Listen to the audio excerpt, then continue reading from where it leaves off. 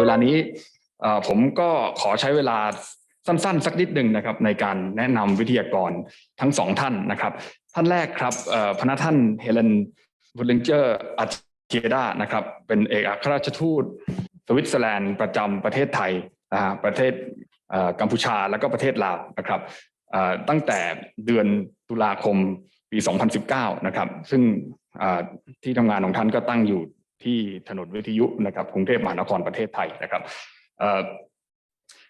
ท่านทูตได้เคยเป็นเอกอัครราชทูตประจำบอตสวานานะครับเลโซโธมอริทิอุสนัมบิเบียแอฟริกาใต้เอสวาตินีนะครับเพื่อปฏิบัติภารกิจของสวิตเซอร์แลนด์ในการพัฒนาชุมชนในเขตแอฟริกาใต้นะครับท่านต่อไปครับศาสตราจารย์ดร.ดานิเอล คุปเลอร์นะครับท่านเกิดเมื่อปีคศ. 1969นะครับเป็นศาสตราจารย์ทางด้านประชาธิปไตยและการปกครองสาธารณะที่ภาควิชารัฐศาสตร์นะครับมหาวิทยาลัยซูริกนะครับท่านจบปริญญาเอกจากมหาวิทยาลัยโลซานในปี 1998และได้ดำรงตำแหน่งนักวิจัยและอาจารย์ที่มหาวิทยาลัยโลซานเป็นเวลากว่า 10 ปีนะครับอีกทั้งท่านยังได้ดำรงตำแหน่งประธานนโยบายการป่าไม้ของสถาบันเทคโนโลยีสวิสแห่งซูริกเป็นเวลาร่วม2 ปีอีกด้วยนะครับท่านก็ยังเป็น visiting fellows นะครับหรือนักวิชาการในมหาวิทยาลัยชั้นนำต่างๆทั่วโลกนะครับเช่นมหาวิทยาลัยมองเปลียประเทศฝรั่งเศสมหาวิทยาลัยคอนสแตนต์ในเยอรมนีนะครับมหาวิทยาลัยนิวเซาท์เวลส์ในออสเตรเลียนะครับและก็มหาวิทยาลัยซิยองโปในประเทศฝรั่งเศสเป็นต้นนะครับเวลานี้นะครับก็เป็นเวลาอันสมควรแล้วของพวกเรานะครับผมขอเรียนเชิญท่านพรพิษเพชรเจริญเลขาธิการสภาผู้แทนราษฎรในการกล่าวต้อนรับผู้เข้าร่วมสัมมนาในเวลานี้ครับขอเรียนเชิญครับท่านครับสมาชิกรัฐสภาท่านเลขาธิการสภาสถาบันพระปกเกล้าท่านเอกอัครราชทูตสวิตเซอร์แลนด์ประจำประเทศไทยแขกผู้มีเกียรติและผู้เข้าร่วมการสัมมนาทุกท่านดิฉันในนามของสำนักงานเลขาธิการสภาผู้แทนราษฎรรู้สึกยินดีและเป็นเกียรติอย่างยิ่งที่ได้มีโอกาสต้อนรับทุกท่านเข้าสู่การสัมมนาโครงการเวทีสัมมนาสาธารณะเรื่องประชาธิปไตยในสวิตเซอร์แลนด์ฉันทามติในสังคมภายใต้ความหลากหลายทางวัฒนธรรมซึ่งวันนี้เป็นโอกาสพิเศษสำหรับทุกท่านที่จะได้ใช้เวลาร่วมกันรับฟังการถ่ายทอดความรู้และประสบการณ์ตรงรวมทั้งแลกเปลี่ยนเรียนรู้จากท่านวิทยากรผู้เชี่ยวชาญในเรื่องประชาธิปไตยทางตรงและการจัดทำประชามติของประเทศสวิตเซอร์แลนด์ซึ่งจะเป็นประโยชน์และมีคุณค่าอย่างยิ่งต่อการเรียนรู้แนวคิดระบบการเมืองของสวิตเซอร์แลนด์ระบบการเสนอร่างกฎหมายการมีส่วนทำให้เกิดฉันทามติเสถียรภาพทางการเมืองและความมั่นคงทางเศรษฐกิจท่ามกลางบริบทของสังคมไทยในปัจจุบันที่ประชาชนต้องการการมีส่วนร่วมทางการเมืองกลไกการทำประชามติและการเสนอร่างกฎหมายโดยประชาชนจึงเป็นเครื่องมือสำคัญที่จะส่งเสริมและสนับสนุนให้ประชาชนได้มีส่วนร่วมในการตัดสินใจเรื่องสำคัญของประเทศและกำหนดเจตจำนงสาธารณะซึ่งประเทศไทยก็ได้มีความพยายามผลักดันเรื่องดังกล่าวผ่านพระราชบัญญัติการเสนอเข้าชื่อเสนอกฎหมายพ.ศ. 2564และการเสนอร่างพระราชบัญญัติว่าด้วยการออกเสียงประชามติพ.ศ. ซึ่งอยู่ระหว่างการพิจารณาของรัฐสภาดังนั้นการสัมมนาในวันนี้จึงถือเป็นโอกาสอันดีและจะมีคุณค่าอย่างยิ่งต่อการเรียนรู้และแลกเปลี่ยนประสบการณ์ร่วมกับวิทยากรผู้ทรงคุณวุฒิจากประเทศสวิตเซอร์แลนด์ซึ่งถือเป็นประเทศแม่แบบของการออกเสียงประชามติและเป็นประเทศแรกที่นำการออกเสียงประชามติมาใช้อีกด้วยซึ่งดิฉันเชื่อมั่นว่าความรู้และประสบการณ์จากท่านวิทยากรจะทำให้ทุกท่านได้แง่คิดและมุมมองที่เป็นประโยชน์สามารถนำไปปรับใช้กับสถาบันการเมืองและบริบทของสังคมไทยต่อไปในอนาคตสุดท้ายนี้ดิฉันหวังว่าทุกท่านจะได้รับประโยชน์จากการเข้าร่วมการสัมมนาในวันนี้ตามเจตนารมณ์ที่ท่านได้ตั้งใจไว้ขอบคุณค่ะ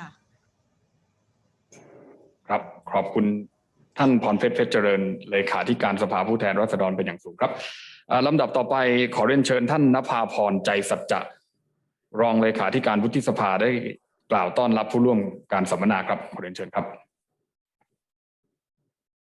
ท่านสมาชิกรัฐสภาท่านเอกอัครราชทูตสวิตเซอร์แลนด์ประจำประเทศไทยท่านเลขาธิการสภาผู้แทนราษฎรท่านเลขาธิการสถาบันพระปกเกล้าศาสตราจารย์แดเนียล คูเบอร์ศาสตราจารย์ประจำมหาวิทยาลัยซูริคและท่านผู้เข้าร่วมงานสัมมนาทุกท่านดิฉันมีความยินดีเป็นอย่างยิ่งที่ได้มีโอกาสมากล่าวต้อนรับทุกท่านในงานสัมมนาในหัวข้อประชาธิปไตยในสวิตเซอร์แลนด์ฉันทามติในสังคมภายใต้ความหลากหลายทางวัฒนธรรม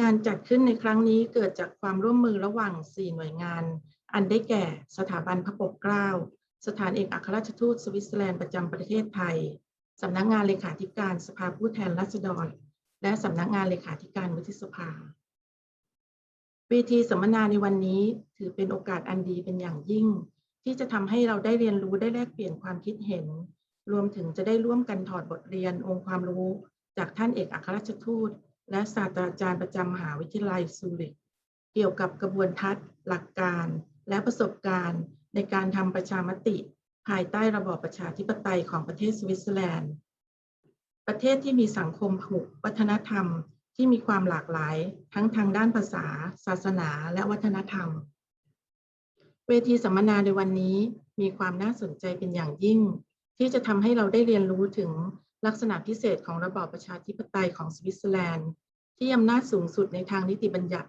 มิได้จำกัดอยู่ที่รัฐสภาเท่านั้นหากแต่อยู่ที่ประชาชนดังที่บทบัญญัติแห่งรัฐธรรมนูญได้กำหนดให้ประชาชนมีสิทธิออกเสียงประชามติคัดค้านรัฐบัญญัติได้แม้ว่าจะผ่านการพิจารณาของรัฐสภาแล้วก็ตามอีกทั้งรัฐธรรมนูญยังเปิดโอกาสให้ประชาชนมีสิทธิในการเข้าชื่อเสนอร่างกฎหมายรวมไปถึงการเข้าชื่อขอแก้ไขรัฐธรรมนูญได้อีกด้วยกล่าวได้ว่าสวิตเซอร์แลนด์ได้พัฒนาเครื่องมือเชิงสถาบันที่ทำให้เกิดประชาธิปไตยทางตรงเปิดโอกาสให้ประชาชนได้มีส่วนร่วมทางการเมืองที่จะนำไปสู่ฉันทามติในสังคมที่ทุกคนยอมรับร่วมกันและยังประโยชน์ให้การทำงานของฝ่ายนิติบัญญัติเกิดประสิทธิผลและนำไปสู่เสถียรภาพของประเทศได้อย่างยั่งยืนการเสวนาในวันนี้เป็นการจัดรูปแบบออนไลน์ที่นำเทคโนโลยีที่ทันสมัยมาประยุกต์ใช้และอำนวยความสะดวกให้กับทุกท่านอันเป็นการเสวนาแบบวิถีปกติใหม่ New Normal ที่ดิฉันและทุกท่านในที่นี้จะได้เรียนรู้และปรับตัวไปด้วยกันและสะท้อนให้เห็นว่าวิกฤตไวรัสโคโรนามิได้เป็นอุปสรรคใดๆเลยถึงแม้จะอยู่คนละที่ตามมาตรการเว้นระยะห่างก็ไม่ได้เป็นอุปสรรคในการเรียนรู้ร่วมกันโอกาสนี้ดิฉันในนามของสำนักงานเลขาธิการวุฒิสภาขอขอบคุณสถาบันพระปกเกล้าสำนักงานเลขาธิการสภาผู้แทนราษฎรท่านวิทยากรและผู้เข้ารับการสัมมนาทุกท่านที่ร่วมกิจกรรมในที่ดีๆในครั้งนี้นะคะและหวังเป็นอย่างยิ่งว่าท่านจะได้รับความรู้และประสบการณ์ที่ดีจากการเข้าร่วมกิจกรรมครั้งนี้และหวังว่าจะได้มีโอกาสพบกันในกิจกรรมดีๆเช่นนี้ในครั้งต่อๆไปค่ะขอบคุณมากค่ะครับขอบพระคุณท่านณภาพรใจสัจจะรองเลขาธิการวุฒิสภานะครับลำดับต่อไปเรียนเชิญศาสตราจารย์วุฒิสารตันชัยเลขาธิการสถาบันพระปกเกล้ากล่าวต้อนรับและเปิดงานสัมมนาครับเรียนเชิญครับท่านเอกอัครราชทูตประจำสวิตเซอร์แลนด์ประจำประเทศไทยท่านเลขาธิการสภาผู้แทนราษฎรท่านรองเลขาธิการวุฒิสภา Professor Daniel Kübler ท่านสมาชิกรัฐสภาและแขกผู้มีเกียรติที่เคารพทุกท่านครับในนามของสถาบันพระปกเกล้าขอบพระคุณทุกท่านที่ให้ความกรุณาในการเข้ามาร่วมเปิดเวทีสาธารณะภายใต้หัวข้อประชาธิปไตยในสวิตเซอร์แลนด์ฉันทามติในสังคมภายใต้ความหลากหลายทางวัฒนธรรมวันนี้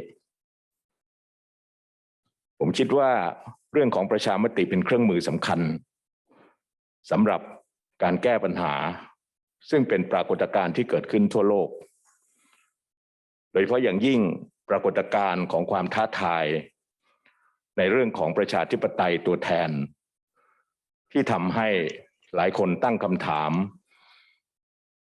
ว่าเป็นตัวแทนที่แท้จริงและสามารถตัดสินใจแทนประชาชนได้หรือไม่ประกอบกับสังคมไทยซึ่งเป็นสังคมที่มีข้อมูลข่าวสารมากขึ้นความตื่นตัวความต้องการของประชาชนในการที่จะเข้าไปมีส่วนร่วมในการตัดสินใจในนโยบายสาธารณะของรัฐและกิจการต่างๆเพื่อรักษาประโยชน์ของกลุ่มเพื่อรักษาประโยชน์ของชุมชนท้องถิ่นหรือเพื่อรักษาประโยชน์ของประเทศชาติจึงเป็นการเรียกร้องให้เกิดคำที่เรียกว่าประชาธิปไตยทางตรงมากขึ้นซึ่งทำให้เรื่องของประชามติซึ่งเป็นเครื่องมือสำคัญในการที่จะทำให้เจตจำนงของประชาชนที่เกี่ยวข้องได้ถูกแสดงออกมีความสำคัญมากขึ้นด้วยประเทศไทยเคยมีเครื่องมือสำหรับการมีส่วนร่วมทางการเมืองของประชาชนไม่ว่าจะเป็นเรื่องของการเสนอกฎหมายการเสนอการถอดถอนผู้ดำรงตำแหน่งทางการเมืองและการทำประชามติพัฒนาการของการทำประชามติในประเทศไทยปรากฏขึ้นตั้งแต่รัฐธรรมนูญปี 2540 ซึ่งต้องถือว่าเป็นประชาธิปไตยแบบหารือในรัฐธรรมนูญปี 2550 มีพัฒนาการที่เป็นประชาธิปไตยที่ทั้งหารือและผูกพัน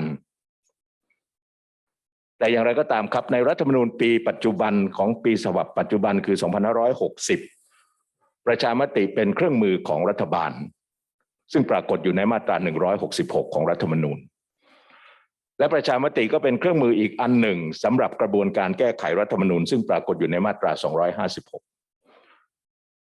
ดังนั้นประชามติของประเทศไทยจึงเป็นเรื่องที่เกิดขึ้นในระดับชาติแต่ประชาธิปไตยระดับท้องถิ่นซึ่งอาจจะมีความจำเป็นด้วยก็ยังไม่ปรากฏชัดเจนนักแม้ว่าเราจะมีความพยายามที่จะทำในเรื่องของการมีส่วนร่วมของประชาชนในแง่มุมต่างๆเพิ่มเติมเช่นเรื่องของคำว่าประชาพิจารณ์หรือ Public Hearing ก็ตามดังนั้นสิ่งสำคัญวันนี้ก็คือการมีเครื่องมือที่จะเป็นประโยชน์ให้กับประชาชนในการที่แสดงเจตจำนงคือเรื่องของประชามติสถาบันพระปกเกล้าจึงเห็นความสำคัญในเรื่องนี้ครับและเราพบว่าสิ่งที่สำคัญสำหรับประชามติที่สำคัญคือเป็นประชามติในกระบวนการที่เป็น free and fair free and fair ที่จะเกิดขึ้นได้กับการทำประชามติก็คือการมีข้อมูลที่ครบถ้วนทั่วถึงการได้มีโอกาสให้คนที่มีความเห็นด้วยและเห็นต่างแสดงความคิดเห็นอย่างเสรีและที่สำคัญคือในกระบวนการลงประชามติต้องเป็นการลงประชามติที่ไม่มีการครอบงำเป็นเสรีในการแสดงเจตจำนงของประชาชนอย่างแท้จริงและผมคิดว่าสิ่งที่สำคัญที่สุดหลังประชามติคือการที่สังคมจะยอมรับร่วมกันในผลของประชามตินั้นและอยู่ร่วมกันได้อย่างผาสุกอยู่ร่วมกันได้อย่างสมานฉันท์เมื่อผลของประชามติออกมาแล้วซึ่งสิ่งเหล่านี้ก็ไม่ใช่เป็นเพียงกระบวนการของกฎหมายประชามติหากแต่จำเป็นต้องมีการสร้างวัฒนธรรมทางการเมืองค่านิยมประชาธิปไตยที่ยอมรับในเหตุผลยอมรับในความแตกต่างและที่สำคัญก็คือยอมรับความชอบธรรมของเครื่องมือและกระบวนการในระบอบประชาธิปไตยสถาบันพระปกเกล้าขอขอบคุณสถานเอกอัครราชทูตสวิตเซอร์แลนด์ประจำประเทศไทยที่กรุณาจัดให้มีการบรรยายพิเศษในวันนี้เป็นเวทีสาธารณะเราทราบกันดีครับว่าประเทศสวิตเซอร์แลนด์เป็นประเทศหนึ่งที่มีการทำประชามติบ่อยครั้งมากและหลายประเด็นที่ทำก็เป็นประเด็นที่เกี่ยวข้องกับความเป็นอยู่ของพี่น้องประชาชนในประเทศนั้นๆหรือในพื้นที่นั้นๆดังนั้นบทเรียนที่เราจะได้ในวิธีการของการทำประชามติก็จะเป็นเครื่องมือสำคัญที่เราเอามาพิจารณาประกอบในการที่จะทำให้ประชามติเป็นเครื่องมืออันหนึ่งของสังคมไทย ที่จะเป็นทางออกในระบอบประชาธิปไตยผมขอขอบคุณสถานเอกอัครราชทูตสวิตเซอร์แลนด์ประจำประเทศไทย Center for Research on Democracy ประเทศสวิตเซอร์แลนด์สภาผู้แทนราษฎรสำนักงานเลขาธิการสภาผู้แทนราษฎรและสำนักงานเลขาธิการวุฒิสภาที่กรุณาช่วยเป็นผู้ร่วมจัดเวทีสาธารณะในวันนี้ผ่านระบบแอปพลิเคชันผมหวังเป็นอย่างยิ่งว่าการจัดสัมมนาในครั้งนี้จะทำให้ผู้ร่วมงานได้รับความรู้ได้มีโอกาสแลกเปลี่ยนประสบการณ์ในการทำประชามติซึ่งถือว่าเป็นเครื่องมือสำคัญของประชาธิปไตยทางตรงเพื่อที่จะนำมาปรับใช้ในเรื่องของการตรากฎหมายหรือการทำให้สังคมไทยมีทางออกเมื่อมีความเห็นที่แตกต่างกันบัดนี้ได้เวลาสมควรแล้วผมขอเปิดงานเวทีสาธารณะภายใต้หัวข้อประชาธิปไตยในสวิตเซอร์แลนด์ฉันทามติในสังคมภายใต้ความหลากหลายทางวัฒนธรรมและขอขอบคุณทุกคนที่เกี่ยวข้องและขออำนวยพรให้การจัดงานครั้งนี้สำเร็จวัตถุประสงค์ตามวัตถุประสงค์ทุกประการขอบพระคุณครับขอบพระคุณศาสตราจารย์วุฒิสารตันชัยเลขาธิการสถาบันพระปกเกล้าเป็นอย่างสูงครับลำดับต่อไปจะเป็นการบรรยายภาพรวมนะครับเรื่องภูมิทัศน์การเมืองของประเทศสวิตเซอร์แลนด์นะครับโดยพระท่านเฮเลนบุลลิงเกอร์อาเทียดาเอกอัครราชทูตสวิตเซอร์แลนด์ประจำประเทศไทยครับผมLadies and gentlemen, please welcome Her Excellency Mrs. Helene Budliger Artieda, Ambassador of Switzerland to the Kingdom of Thailand, Kingdom of Cambodia, and the Lao People's Democratic Republic. Please. Thank you very much. Secretary of the House of Representatives, Secretary General of the Senate Office, Secretary General of the KPI, and your entire team. It's an honor to be here. I must say I've had the opportunity to meet your team, Secretary General, a number of times, and I congratulate you on how energetic, innovative, and forward-looking the KPI is. So for Switzerland, truly a pleasure to cooperate with you today. An ambassador needs to know many things and needs to speak on a broad variety of topics. So I'm a true generalist, and that's why I'm very happy that Professor Kübler has joined me from Switzerland, because he's the expert actually on direct democracy. So please see us as a tandem. I'm the ambassador, and then if you have really, truly technical questions, please feel free to ask them to the expert. And you really do me a favor with that. So let us start. First slide, please. Before I start my lecture, I want you to remember two things in Switzerland. No one holds absolute power in Switzerland. No party, no institution, no human being. It's very important. It's underlying on everything that I will be saying. That's maybe my first statement. And secondly, the Swiss system is unique. I'm not saying this because I feel extra special or anything, but it's unique. So throughout my lecture, it'll be difficult for you to compare it to what you might have learned from the American system or the French system or whatever. It's unique. So and that's why it's also not a system that you can just say, well, I wish we could copy paste because it fits Switzerland.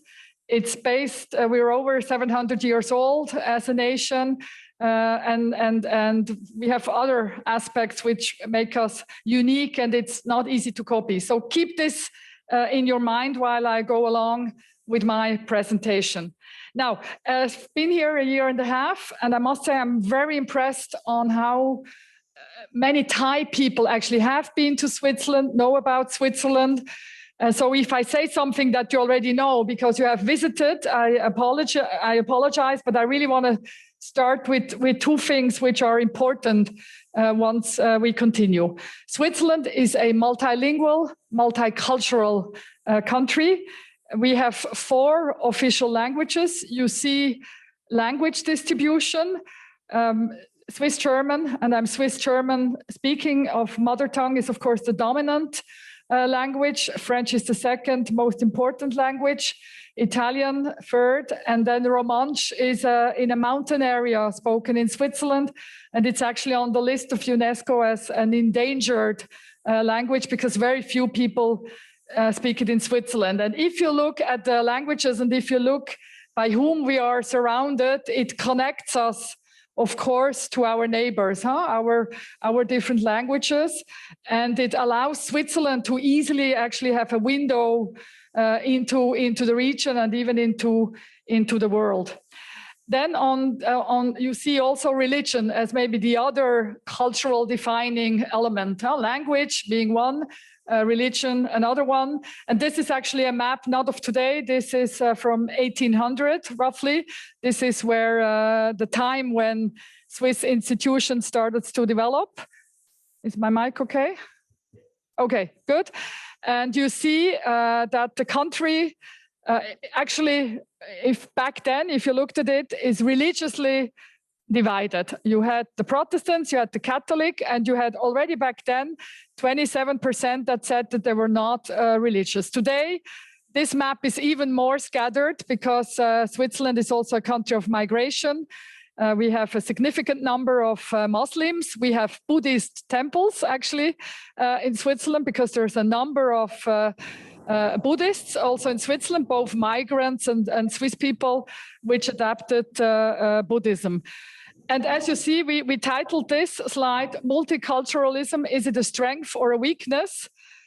I let you decide after my lecture if you consider it a strength or a weakness. Next slide. Now you sort of wonder, but how is this possible? Such a small country, huh? We're 8.5 million. Why do they have 4 languages? Why have they not been able to sort of decide on one language? What you have to understand about Switzerland, topography plays a big role. So 70% of Switzerland is actually made out of mountains. And in these mountains, you have valleys. And so languages actually don't travel that easily in mountainous areas. And that's why even from valley to valley, although they might speak the same language, they have different dialects. We are a country with many dialects as well. So that's why this multicultural element has survived in Switzerland for such a long time.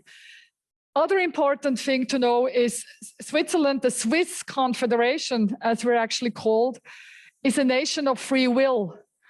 So it was not the superpowers that at some conference on a table, looking over a map, decided to draw a line and say, okay, you know what, let's make Switzerland here. It was actually a process over many years, where then independent, very small nations, I'm not even sure you can call them nations, but freely decided to join the Swiss Confederation. I think in the understanding of Switzerland, that plays a key role. So we are a nation of free will, and we were not drawn at some conference table. And this is true until today. So although we love our neighbors, I'm Swiss German. I have very good relationship with Germany and Austria, but I would not want to be a German or an Austrian. I want to be Swiss. And the same is true for the French-speaking part. The same is true for the Italian part. And as I said, Romansh is in any case a bit a particular setup. Good. Now, when I said, next slide, when I said, no one holds absolute power in Switzerland, I think it's important that we start diving into the makeup of Swiss politics and Swiss governance. And Switzerland, by the way, is also very well known for having very stable system. So federalism and collegiality play a key role. So federalism means that our provinces actually have a big say and certain competence which are unique. And we have a two-chamber parliament. So that's in that sense, we're a sister republic of the US. We have a big chamber where the size of the canton, the province, plays a role. And then we have a small chamber where each canton has two representatives. So again, check and balances. Nobody holds absolute power. We really wanted to make sure that the smaller provinces, those that are maybe up in the mountain on our borders, in more rural areas, have equal voice, at least in our small chamber, and can speak up. We have a permanent coalition in power, so we don't have government and opposition. And this coalition, there is even a magical formula to it: 2 from the left, 2 from the right, and 3 from the center. And it's competitive. So each election, of course, you have to have enough people in parliament, and then you want to be in the executive.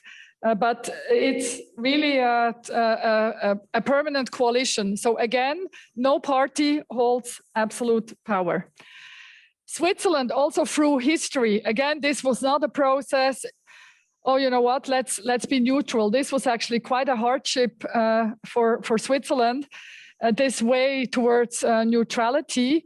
As you can see, we're a small mountainous country in the middle of big powers, and powers that have been influential in Europe for a very long time.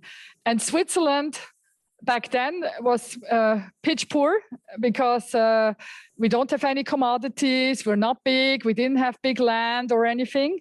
And so Swiss people often migrated actually for reasons to survive. And the Swiss mercenaries, the Swiss soldiers were actually quite popular because, you know, healthy, strong, mountainous people, very humble, not asking for much. And this is when Swiss neutrality started, because all of a sudden we had on one side, let's say the French, and then we had on the other side another power, and Swiss would, you know, join armies on all sides and would end up on the battlefield. So you would have father fighting a son, brothers fighting, and so on. And this is actually, and this all is happening in the 1600s, where at one point Switzerland slowly moved towards neutrality. And this still is very much a defining element of Switzerland. The fact that, and again, we self-declared ourselves neutral. It had been a difficult process to get there, but it was our free will to be neutral after we had some difficult experiences being at the heart of a sometimes tumultuous Europe. In Switzerland itself, things were not always very peaceful. We've had wars around religion. Of course, there were always territorial disputes. You know, the path towards where we stand today has been quite tumultuous. Now, as I said, 16, neutrality gradually becomes a pillar of Swiss foreign policy. And we've also started to know that neutrality actually really added to the country's security. And you certainly remember the 2 world wars. Switzerland, astonishingly, actually being in the heart of war-torn Europe, managed to remain neutral, because this was, first of all, our decision, but it was also respected, I must say, by countries around the globe. We have become, I would say, an active neutrality, because we've also started to forge different identities.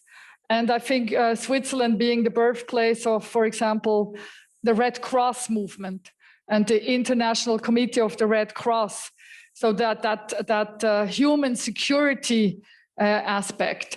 Switzerland nowadays being a wealthy country, that humanitarian aspect, wanting to help others which need our help and our assistance.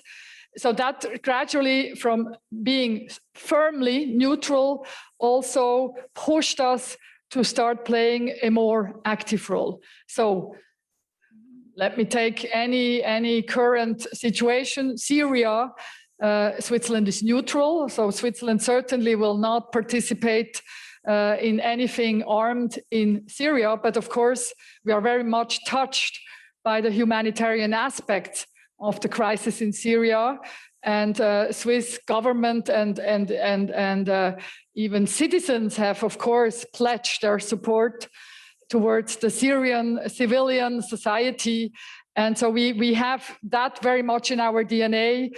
That we wish to be an active player when it comes to humanitarian aspects to human security.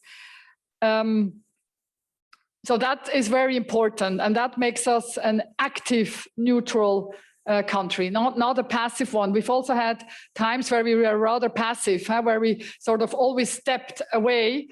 I can give you another example. During apartheid in South Africa, we had a more passive understanding of our neutrality and really felt we have to step away.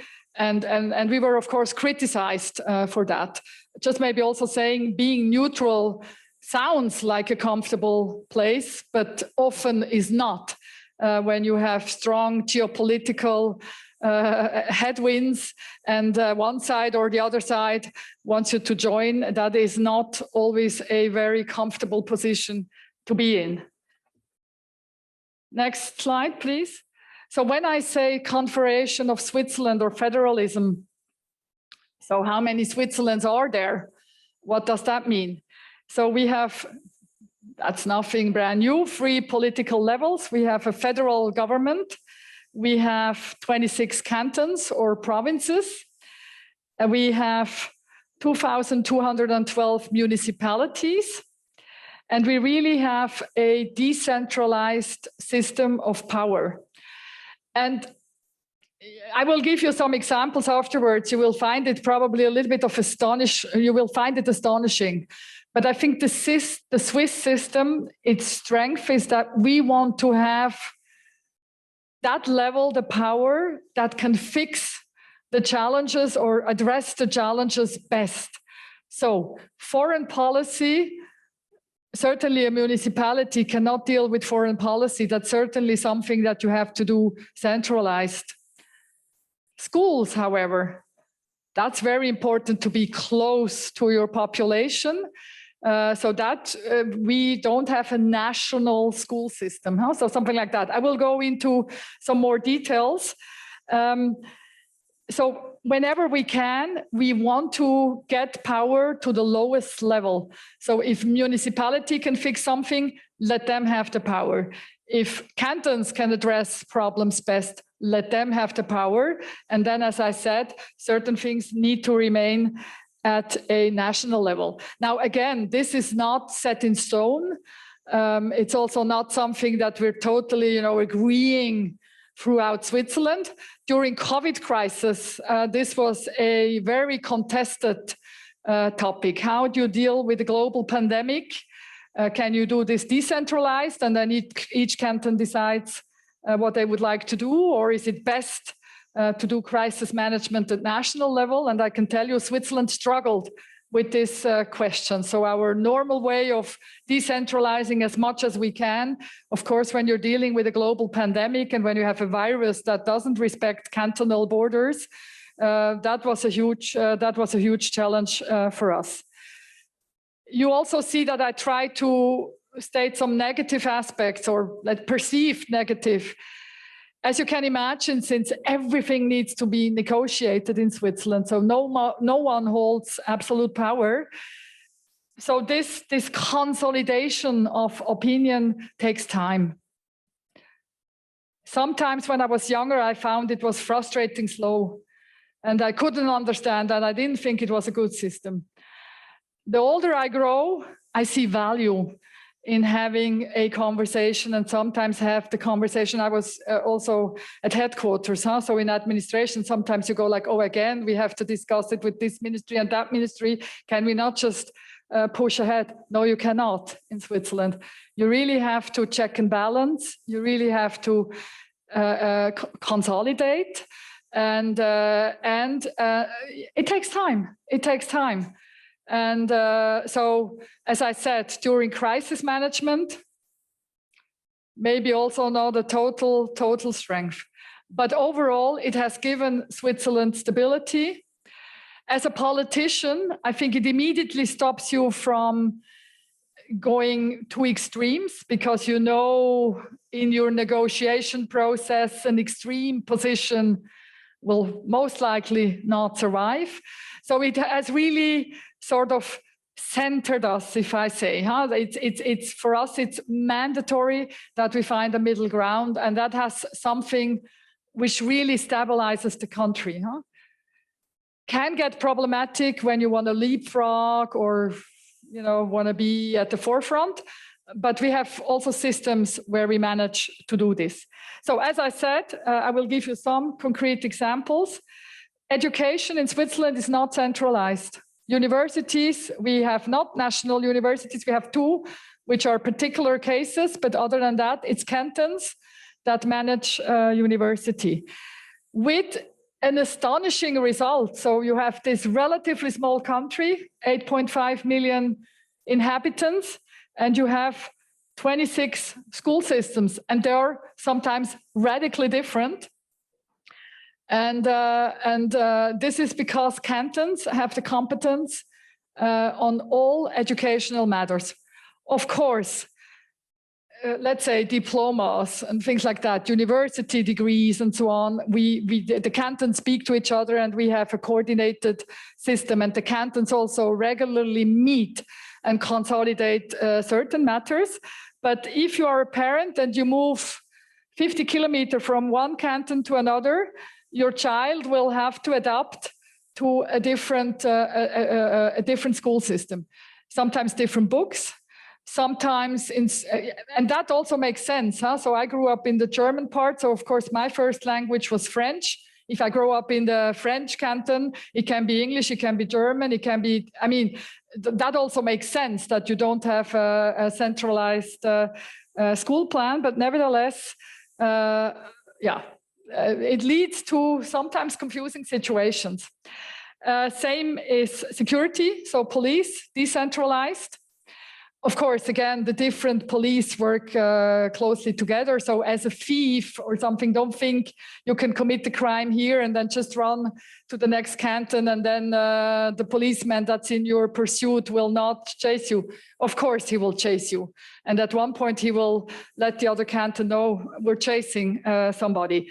Health, decentralized, so hospitals are run by the cantons. Also different rules for doctors. Just to say, in my village, my doctor is allowed to hand out drugs. It's regulated, it's legal. Other cantons, they are not allowed. You have to go to the pharmacy. Also decentralized. Taxes, very important system. So we have a federal tax, equal everywhere. And then we have tax competition. So a cantonal tax and the municipality tax.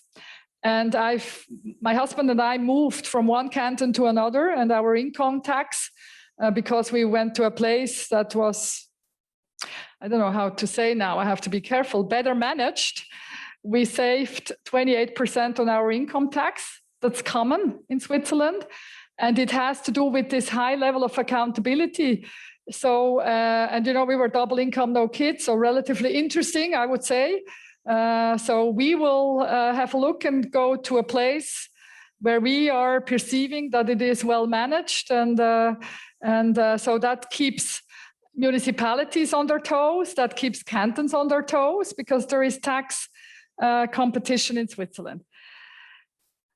Communities actually have quite a lot of power. They plan the use of their land. They handle environmental issues. They have social assistance at municipality level. So they have whole sorts of also tasks. They get part of the taxes, so they have a direct income stream. And that also makes them very accountable. In my community, for example, it's a small community, we're a village, 1,500 people. I mean, we keep track of what they're doing with our taxes. And we also know what is the tax percentage, and if they are planning to spend a big time, and I will come to this, we can, of course, then also decide at the earn if we're happy how the money gets spent. Next. I've alluded to this already. There is not a prime minister system or a presidential system in place. We have a permanent coalition. And I've already explained a little bit what we call the miracle formula with 2 to the left, 2 to the right, and 3 at the center. And here you have the 2 chambers. It's similar to the US system, National Council or the lower house, 200 members representing the population. So big cantons have bigger delegations. Council of State, upper house, 46 members, 2 per canton. They get elected every 4 years. And we really have a wide political spectrum. I have to say comparatively, if I look at Thailand, yours is much wider. So I've met so many people representing so many past parties, current and possibly future. The parliamentary process, I would say overall, since you have this permanent coalition and you have this presence of all parties in the parliament, I think overall we would say it's a relatively slow process. Then let me go to the executive. Although we're the 19th largest world economy, we only have 7 people. Our cabinet is 7 people, no more. So we're population-wise a small country, market-wise we're a big country. And we have 7 people, and it's a council. So each of the 7 have equal vote and voice. So my minister is Minister of Foreign Affairs, but when we decide, shall we buy a new military fighter jet, or what shall we do with our public health system, he has the same voice and vote than our public health minister. And 7 people are carrying the country, so that makes it for a very demanding job. So not only you have to manage your own portfolio, your own ministry, but you have to be up to speed with everything that's happening at executive level. And I've worked for 2 ministers directly, and I can tell you these meetings are quite tough. They have, like any cabinet, they have a long list of things that they have to discuss and decide, but I'm sure this is true for many cabinets. When it's not your portfolio, you can sort of lean back and maybe voice if you have an interest. In Switzerland, you don't lean back. You actually have to participate in the discussion and eventually, if needed, vote, if they can sense that there is not a consensus among of them. Switzerland has a president, but it's purely protocol. And it's actually something of more recent times, because it's the 7 together are head of state. And we do receive, of course, head of state, and it's not very practical if the 7 have to go to the airport to greet the foreign head of state, just to give you one example. And when they have cabinet meeting, it's also practical that somebody leads the meeting and sort of maybe does timekeeping and does agenda setting and so on. So that's why they rotate the presidency. It's pure protocol. It doesn't give the president an extra power or anything. And so you have a lot of former ministers and parties and things like that. Switzerland has a lot of former presidents because they only get to do it once. And then sometimes if they're long enough as in the Federal Council, they maybe do it twice. And those that have stayed for a very long time, maybe there is a combination where they do it 3 times. So you meet easily many former Swiss presidents because they just do it for 1 year. Then I want to quickly speak on direct democracy, but I think Professor Kübler will then dive in a little bit more. I just want to tell you that Swiss people vote regularly. We vote 4 times a year. We elect every 4 years our officials, but we vote on content, on policy, on laws, on money 4 times a year. And it's either something that the constitution obliges the government and the parliament to consult the populace, us, or it's a member of society that launches an initiative or an NGO or a party or a pressure group. Or then you can also be not in agreement with something that has been accepted at government or parliamentary process, and then you can launch an optional referendum, and certain decisions are a mandatory referendum. So that makes us not the most democratic country, believe it or not. We're not actually the most democratic country according to the democracy index, because our executive doesn't get voted in by the people. It gets voted in by the parliament. That's why we lose points there. But other than that, it makes for a very lively democracy. And we are actually the country with most votes at national level. And again, it's an accountability thing. So if as a politician or a federal council, I have an idea, in the back of my mind, I will already think, will it survive the opinion of the people? So I'm already, before I start even drawing a bill or drawing an idea, I already have to make sure that I've listened to everybody in the country and that I seize, is this actually, will this find a majority somehow? So I don't do radical, crazy stuff. I can maybe to set a sign or, to gain popularity or something, but you won't do it too much because it's a lengthy process. And if you really want to move things from A to B, you have to make sure that you're really listening to what the people, what the street actually wishes. So I think it's, although it doesn't stop you to launch any idea, but in the back of your mind, you already want to be a little bit consensus oriented and thinking what could be the middle ground if I want to address this challenge, and then make it a little bit more reasonable. Now, referendum or really this check and balances. The initiatives sounds great, but it's of course very demanding to launch an initiative. So if you're a powerful organization in the country, if you're a powerful party, you're a powerful pressure group, maybe you want to do it.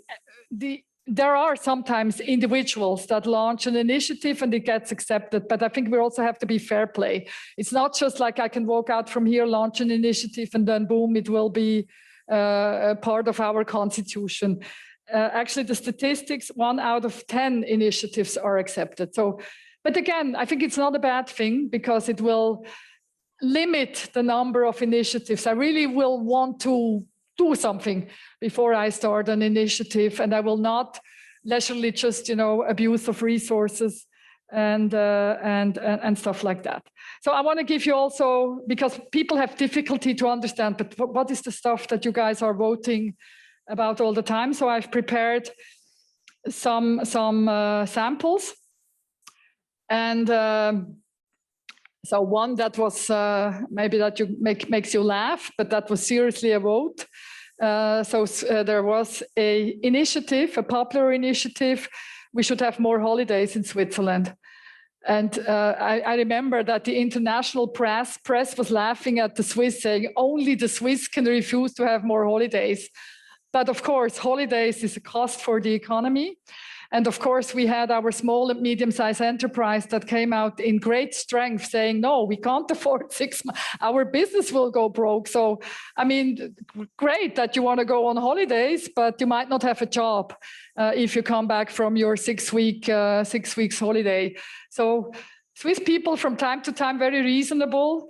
That popular initiative was refused. And as I said, everybody was laughing at us.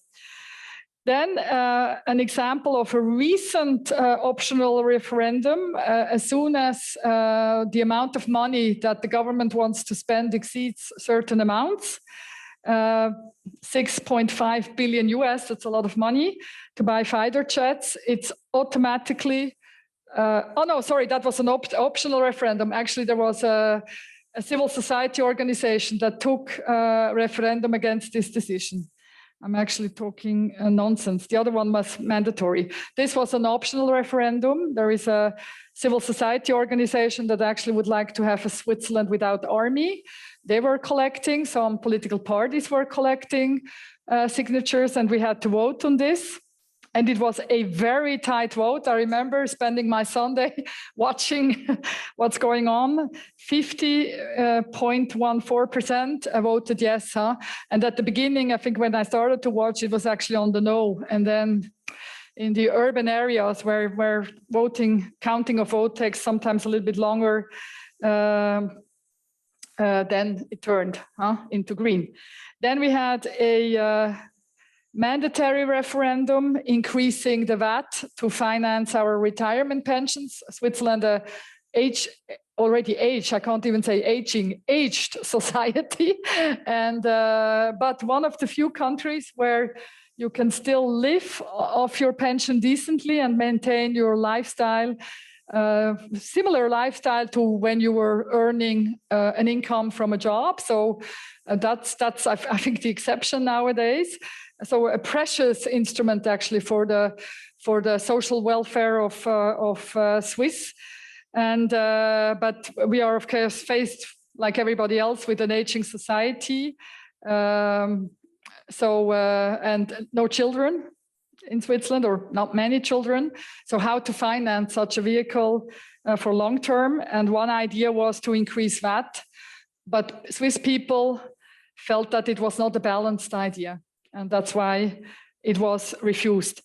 I'm not sure in my lifespan how many times I've already voted on social security matters, many, and I fear that I'll be voting many, many more times on the social security. That's of course also one, as you can imagine, one vote that really draws out many people. We have sometimes very technical initiatives or referendum where participation is very low, but then something like this, which really concerns everybody on one side or another, that also draws out a lot of interest. And so, yeah, I'm sure I'll be voting more times on social security in Switzerland and what will be the system of the future. With this, I actually want to hand over to the expert who can really go in depth in what you are interested in, the direct democracy and the referendums and the initiatives and so forth. And I hope that I could give you a little teaser on how Switzerland is organized and give you a little bit of an idea where our DNA stems from and why we are how we are, and why we have found a number of unique solutions, how we organize our society currently. Thank you very much. And again, to the KPI, wonderful to be here. And I hope it's the start of a relationship that we can take further. Thank you very much. Thank you, Her Excellency Helene Artieda, Ambassador of Kingdom of Thailand, Kingdom of Cambodia, and Lao People's Democratic Republic very much. ขอขอบพระคุณท่านเลขาธิการสถาบันพระปกเกล้าและก็ท่านเอกอัครราชทูตสวิตเซอร์แลนด์ประจำประเทศไทยนะครับลำดับต่อไปนะครับผมก็จะขออนุญาตส่งไม้ต่อให้กับศาสตราจารย์ Daniel Kübler นะครับจาก The Research Center on Direct Democracy นะครับ Please, I'll move on to Professor Dr. Daniel Kübler from the Research Center on Direct Democracy. I believe that he is ready for us on Zoom now. Yes, I am. Good afternoon, everyone. Good afternoon, Professor.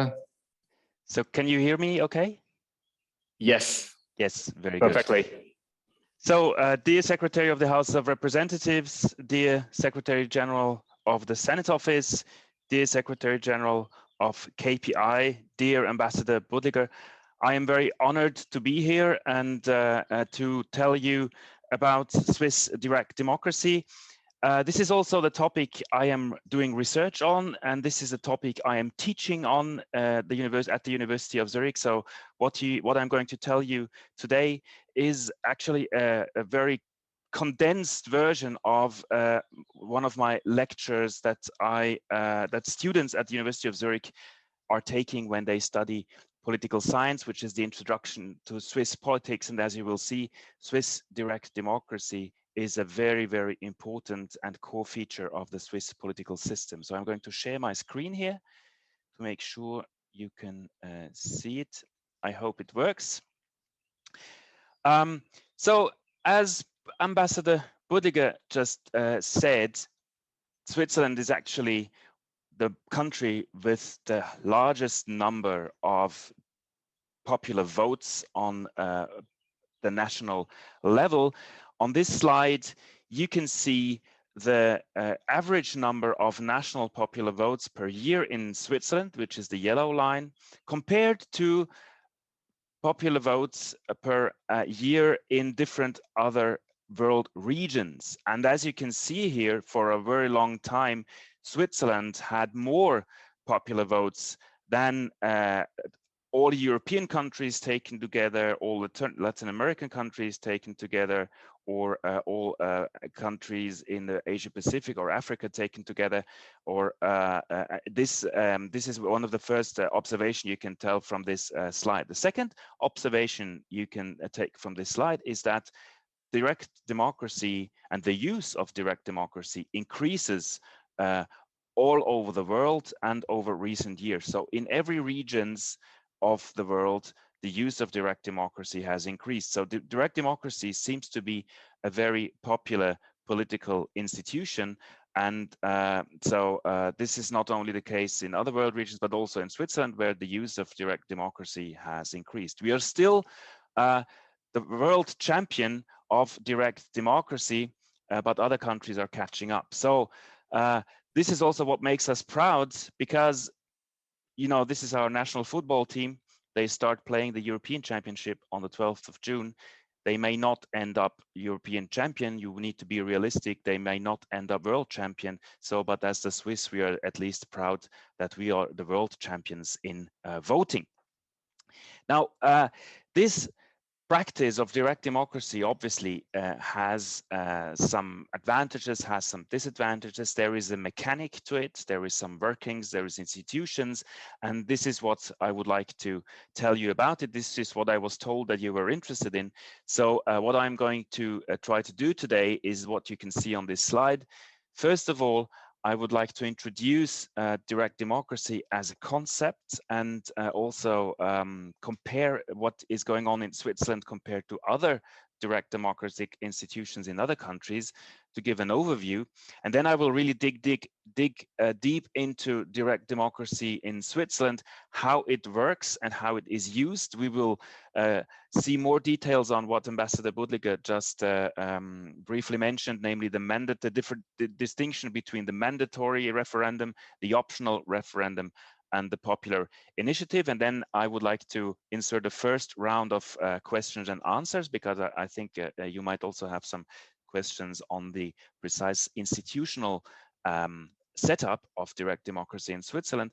And then in a next step, I would like to talk about effects of direct democracies in Switzerland, because as an important and very central institution in the Swiss political system, it obviously also has some effects. It has some effects on policies, it has some effects on the political system itself, and it also has effects on the economy and the society that you might want to hear of before you decide whether you want to push for the introduction of direct democracy in another context.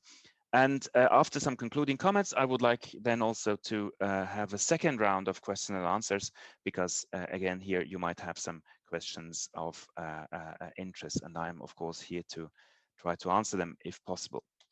So let me just start with a definition of direct democracy for the purpose of this lecture here. There is a lot of different understandings of what direct democracy is, how it should work, where it has originated, what different form it should take. But I think when you take direct democracy at its core, what it actually means is that it enables legislation through popular votes, meaning that legislation really are binding decisions. So direct democracy can be called direct democracy when it produces decisions that are legally binding, so not consultative decisions where the government can say, well, we might want to take the vote into account, but we might as well not. Or petitions, for instance, where people can just raise issues or put them on the agenda of government or parliament, which who then can do with those petitions as they like. Now, this is not what direct democracy is about. Direct democracy, as I define it here, is about taking legally binding decisions through popular votes.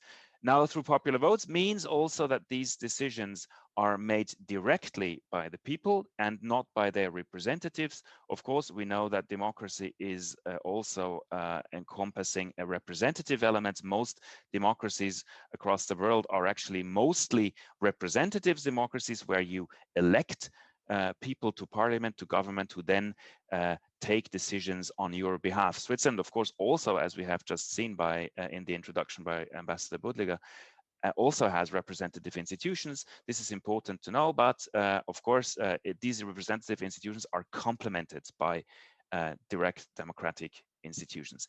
Now, how are these decisions made? Now, there is two possibilities. They are usually made by secret ballots. So, people put their votes in the ballot box. This is counted, and then if the decision that has 50% plus one votes will be taken. Sometimes, and especially at the lower state levels, direct democracy in Switzerland is also taking place in citizen assemblies, where people, for instance, in municipalities gather 2 to 3 times in the city hall to make decisions by voting openly by raising hands. So my talk today will be about the national level, where direct democratic decision making is only done with secret ballots. Now, a couple of remarks on the historical origins of direct democracy in Europe. Of course, ancient Greece is important. That's where democracy has been invented, if you wish, in Athens in the 5th century before Jesus Christ, because that's that was the place where people gathered, where the male citizens of Athens gathered together regularly to take the most important decisions for their community. Now, there is also a Germanic tradition of the Ting, as it calls, in the Middle Ages, where communities of villages or families to take important decisions would gather together, deliberate about issues, and then take decisions by majorities as well. But of course, the modern way of direct democracy in Switzerland has been maybe in spite of these roots in old historical ages, the modern direct democracy in Switzerland has been more influenced what happened in the French, and to a lesser extent also in the American revolutions in the 18th century. In the French Revolution, for instance, the first French constitution after monarchy was abolished featured the constitutional referendum as a instrument of direct democracy, meaning that the constitution needs to be adopted in a popular vote. And as the Swiss copied the French constitution in 1798, when the country was united for the first time in the Helvetic Republic, by the way, also under French influence, or should I say pressure here, they basically took over this principle from the French constitution, namely the constitutional referendum. But this was the only instrument of direct democracy that was present at first. It is important also to know that Switzerland, in the 19th century, modern Switzerland, the modern federal state that Ambassador Budliger just presented, when the modern federal constitution was adopted in 1848, Switzerland started out as a representative democracy. The only direct democratic instrument that was in the constitution was this constitutional referendum about the adoption of the constitution. But all the other direct democratic instruments that I will be talking about, they only were added in the 19th century by in answering pressures, in responding to pressures by the so-called democratic movement that asked to democratize institutions in Switzerland. And for instance, in the referendum was introduced only in 1874, so some decades after the first Swiss constitution in 1848. If we look at the Swiss direct democracy and we try to figure out what the rationale is and what the working, how it works, it is useful to distinguish institutions of direct democracy according to whether they are actually about controlling decisions that have been made, so voting on a parliamentary or government decision after this decision has been made, on the one hand, and decisions that are actually aiming at promoting something new, something innovative, so making a suggestion to government or to parliament. This is the first distinction which is useful. And the second distinction which is useful is to think about the trigger that actually enables or that makes that leads to popular votes. Now, this trigger can either be formal, such as the constitution, when the constitution, for instance, says, well, in the constitution says, well, if there is a change to the constitution, there needs to be a popular vote on this change. So this is the constitutional referendum, the mandatory referendum, as we will just see. Sometimes countries have instruments of direct democracy that can be triggered by representatives, for instance, the government, or a majority in parliament, or a minority in parliament.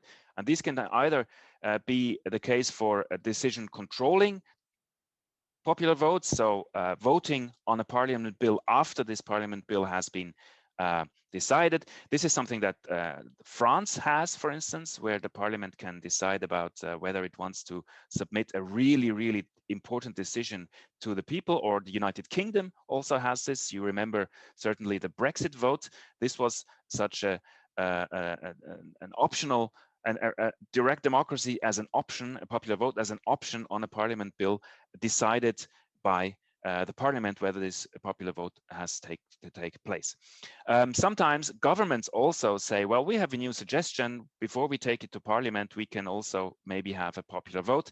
This is something that is, for instance, possible in Austria, almost never used, but still theoretically possible.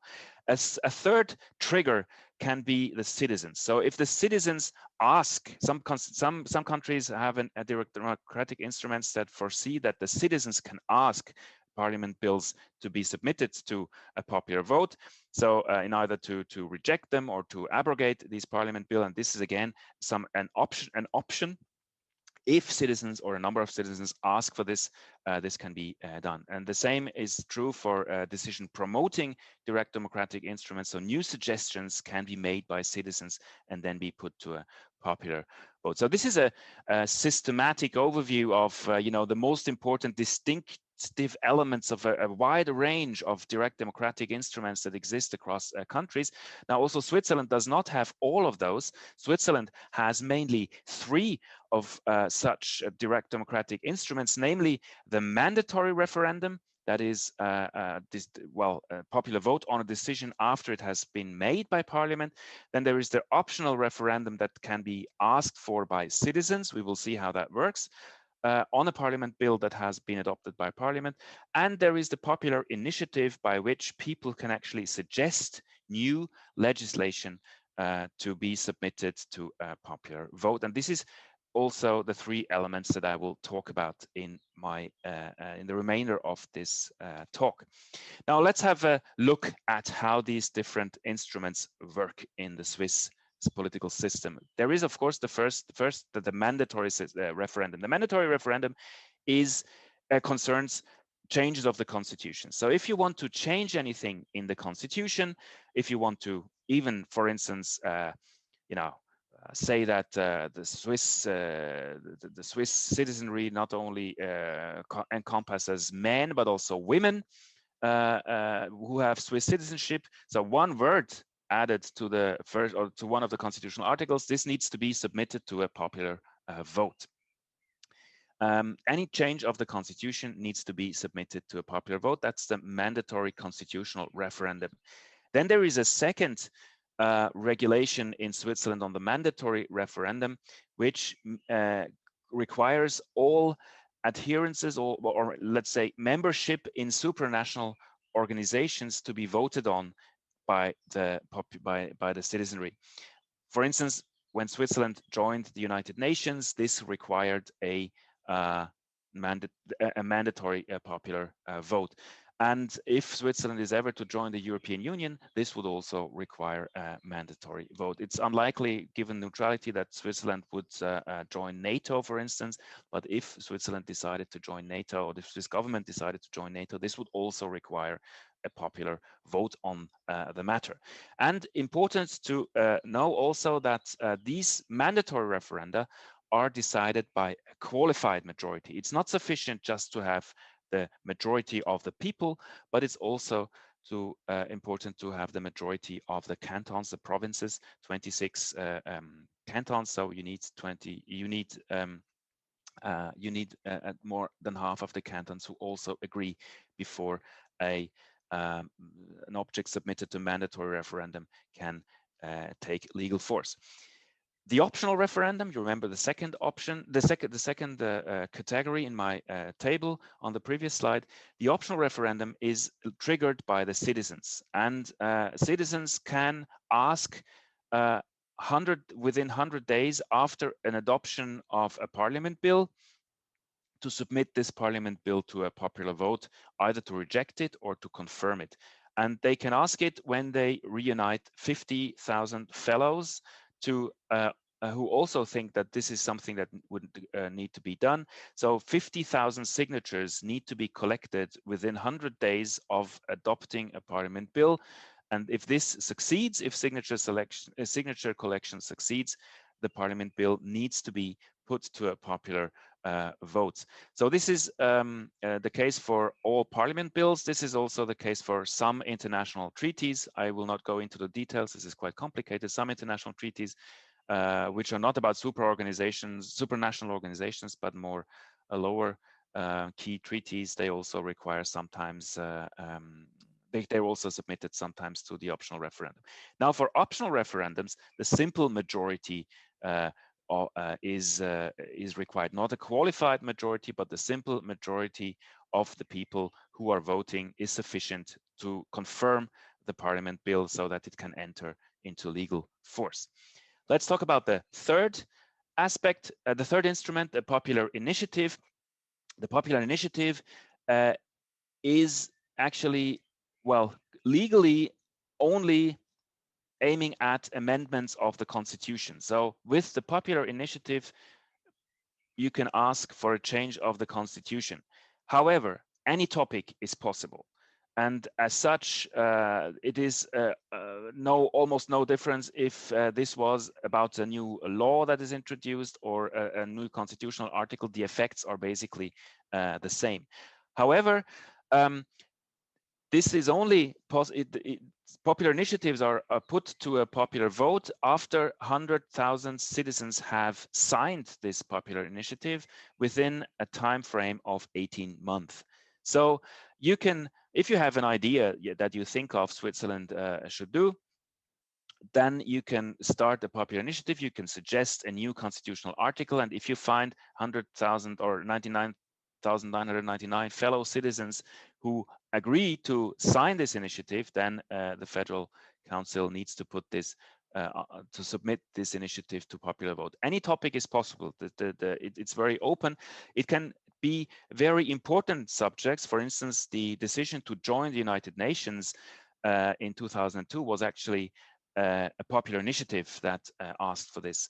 But you can also launch popular initiatives on subjects which make people in other countries laugh. For instance, recently we voted, well, Ambassador Budliger told you about the 6 weeks holidays initiative. That was a rather nice one, even though it was rejected. Of course, we all would have loved to have more holidays, but the most recent interesting initiative in this case was the initiative that asked for to ban hornless cows. Now, for that, you need to know that Swiss farmers, because they cram their cows into the stables, so to be very near to each other, they saw the horns off so that they don't injure each other, these cows.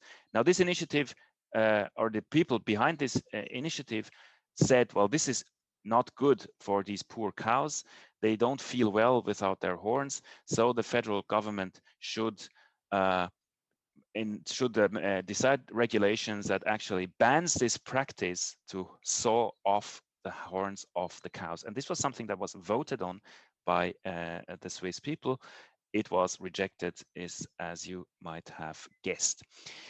Another important aspect of the popular initiative, and of course of the process before it is put to the decision, is that there are some criteria of validity to popular initiative. You cannot just, there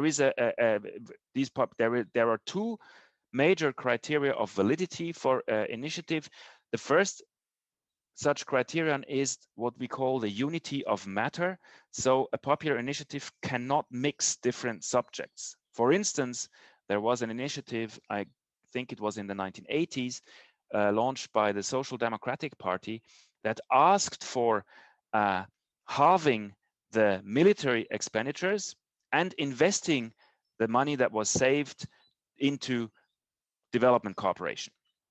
Now, this initiative violated the validity criterion of the unity of matter because it mixed different things. The rationale behind this criterion is that if the initiative is accepted, it might be not because of the whole package, but because of one small part of it. So if you add a lot of things to your initiative to make it sympathetic to the people, you could gather a majority very easily. So banning different criteria, different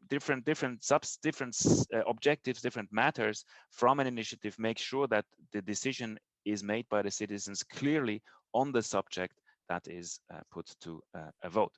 The second important criterion of validity is that a popular initiative needs to be compatible with core principles of international law. In particular, for instance, principles that are such as the ban of torture. For instance, you could not launch a popular initiative that would introduce torture as a means of police investigation in I don't know what kind of circumstances.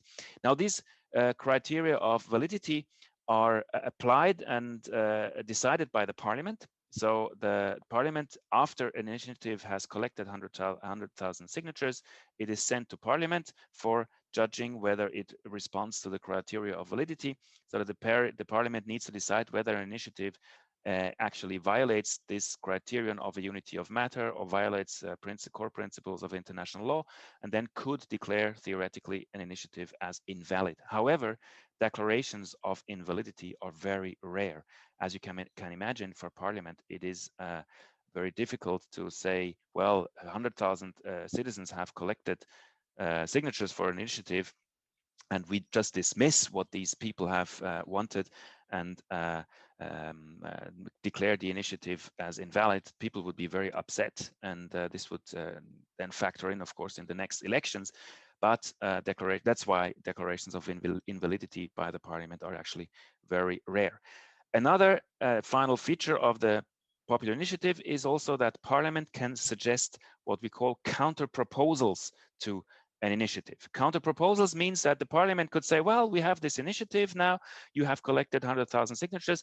We like some of its aspects, but we are critical about more about other aspects. Or for instance, you could say, well, this initiative is too extreme. For instance, take the hornless cow initiative. The parliament could say, well, this might be a good idea for some of the cows, but it might cause problems for some of the farmers. Why not reduce it to you know, some more incentive program that we only give subsidies for farmers who don't saw off the horns of their cows. So the parliament could deliberate on the actual ideas of an initiative and say, well, some of it is interesting. We suggest a counter proposal to initiative. And then it goes, the parliament goes back to the authors of the initiative and say, now, okay, we have these counter proposals that we will submit to a popular vote.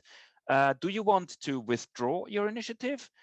To give the counter proposal more chances to be accepted, or do you want to keep your initiative up there and submit it to a popular vote with the risk of neither of both being accepted? So Parliament can suggest counter proposals. So this is a possibility for Parliament to negotiate with initiators. A final thing: a popular initiative must be submitted to a popular vote within 3 years. Now, 3 years can seem a long time in politics, and indeed it is. Sometimes initiatives are you know, addressing a very urgent issue, but as initiator, you might want think that I can launch this initiative now, but maybe in 3 years' time the problem is already, you know, solved by itself, or it won't be as urgent anymore. So you really want to think about whether it's worth the effort of collecting all these signatures. And again, as with the mandatory referendum, and you can imagine, you can see the logic, as popular initiatives are actually amendments to the constitutions, these need to be decided by a qualified majority, namely by the majority of the people and the majority of the cantons. So I can see there are some questions in the chat. I would suggest that we can take these questions together in the first round. I would there's two more slides to go before we can have the first round of questions. I really want to make sure that we have enough time for that. So don't I have seen them. Please don't hesitate to also write into the chat so we can really take these questions then in the discussion. Now, what about the usage of Swiss direct democracy? You can see on this table that there are a number of votes per year. So, and that the number of votes in different periods has also increased. Now, the first 100 years, let's say, of the modern Swiss constitutions, it was not very widely used, also because direct democracy was only introduced in the second half of the 19th century, of course. But then it really took off in the 30 years here. There was an increased usage of direct democracy, not only in terms of mandatory referenda, but also optional referenda and popular initiative. In brackets here, I have added the success rate of the object submitted to popular vote. And what you can see here is that mandatory referendums are more successful, meaning that the subject submitted to mandatory referenda more often are confirmed by the people. So this is basically government decisions, government suggestions that need to be submitted to a popular vote. 3/4 of the votes on mandatory referendum are actually confirm the government's and the parliament's position. Optional referenda, this is less the case. So you can clearly see that if a referendum is asked for by 50,000 signatures, if they succeed to collect signatures, almost half of parliament bills are then rejected by the people in a popular vote. With popular initiatives, this is even they are even less successful. So popular initiatives, only 11% of popular initiatives, 1 in 10, is actually accepted by the people. So most of the popular initiatives are actually rejected. What you need to know also for the optional referenda, there is parliament bills are very rarely challenged by referendum. So it's some colleagues of mine have made the count. I've counted how many parliament bills are submitted to optional referendum. So you can really, you could challenge the parliament bill in a referendum. Only in 8% of the cases this is actually done. There have been since the modern constitution, there have been more than 3,000 parliament bills made. Only 8% of them are actually challenged in a referendum. You can also yes, only 8%. So it happens very rarely. So votes per year have also increased, as you can see in the latest period here. We are voting on roughly 12 subjects per year. So 3-4 times a year we have popular votes, and in each vote there is usually 3 subjects, 3 objects that we are voting on. Some things about the actors behind these direct democratic instruments. Mandatory referendum, there is usually, well, not a lot of mobilization. Sometimes it's very technical things that have to be submitted to a vote. And as you can see, more than 75% are also of these mandatory referendum also confirmed. There is usually little contestation, and if there is, there is a mobilization sometimes by parties that have been in the minority in parliament when the bill was voted for. Optional referendum, as I just told you on my table before, when the signature collection is successful, there is usually a high probability that the bill is rejected. So 1 in 2 bills that is actually challenged in a optional referendum is then rejected by the people. Now, what if we look at the question, who is challenging these parliament bills and who is successful in challenging parliament bills, then who is successful in winning the popular vote? It is really not a structural not a structural pattern that emerges. Rather, it's a pattern of case-wise opposition. It's not, for instance, every time the right parties or the left parties or the green parties that challenge referenda. It depends on the bill in matter. It's usually those parties or those organized interests who were excluded in parliament. Ambassador Budliger says Parliament needs to find majorities, of course, always needs to find qualified majorities. The government is a large coalition government, but still it's majorities. It's not a consensus with which Parliament decides. There is always people or parties or fractions of parties who are minoritarian in parliaments because they were not agreeing to the bill. So those are usually the ones that oppose a parliament bill in a referendum. Sometimes there are also what we call unholy alliances. I don't know if this is a word that goes, alliances, sorry, there's a typo in English. For instance, next weekend, we are voting on a law that is aiming at reducing CO2 emissions. And this law was decided by a large majority in the parliament. That the left, the mid, the center, and the right were agreeing on the law. So in parliament, the bill passed quite comfortably. However, there is an opposition against this bill. On the one hand, by the climate movement, who says this bill is not far-reaching enough. It does not reduce CO2 emission fast enough, so it should be stricter, it should be more ambitious. That's why we reject it. And on the other side, there is a group of defendants of fossil energy, such as house owners associations, because they would have to replace their fossil energy heatings. There is the petrol importing industry, etc.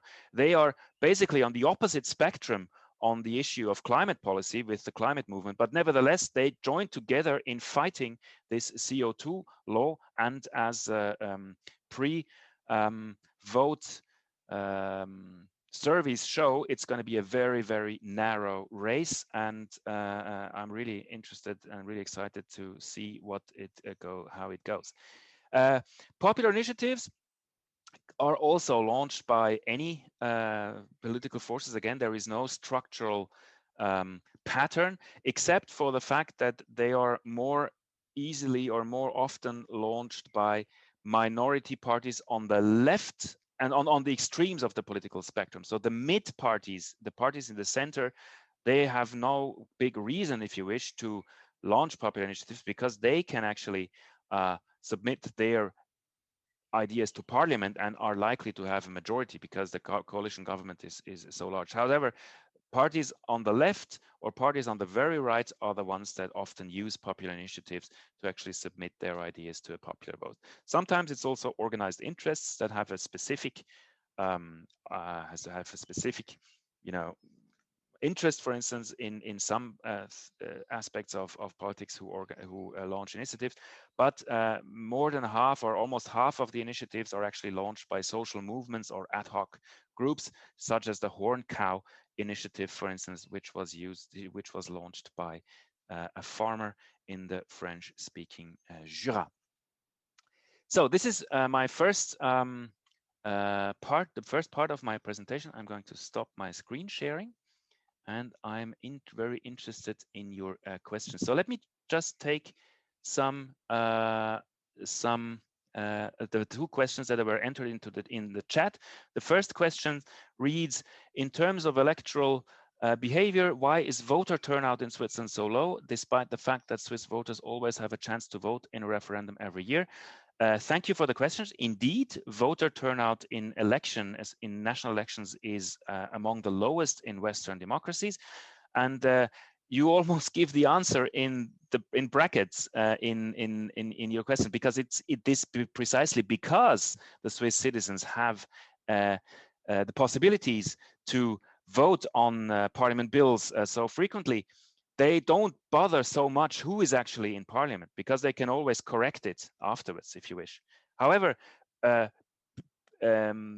turnout in referendum voting depends on is very fluctuating. It really depends on the matter. For instance, the vote on whether or not Switzerland should join the European Economic Area in 1992 had one of the highest turnouts in a popular vote still in almost over a century, I think, because this was obviously a decision that had a very, very high relevance for the country. However, there are sometimes very technical aspects I don't remember the turnout, but there was, for instance, a popular vote on a bill that introduced the biometric information in the passport. So, you know, the chip that is in the passport. This was a very technical decision. It was there was a mobilization, and it was actually rejected, but the turnout was not very high because people thought it was not that important after all. So you're right. I mean, the low electoral turnout in Switzerland is actually a consequence of direct democracy, I would say. There is other factors that also explain low turnout in elections, but direct democracy is definitely one. How about the next question reads, how about abortion law in Switzerland? Is the policy pro-choice? Yes, it is. So we do have a policy that makes abortion legal before the 12th week of gestation, if I'm not, if I'm right. And this, as you might have guessed, was also something that was challenged in a referendum, because it's such a sensitive issue. And Switzerland, before that referendum, was discussing for almost half a year whether one should or not liberalize abortion law. But in the end, it was accepted in the popular vote at a rather clear majority, if I remember it correctly. So did I answer the first two questions? Are there any more questions? Please just open your microphone and speak up if you wish. There is also translation, so you can speak in Thai, and I can still hear you and understand you thanks to interpretation. Thank you.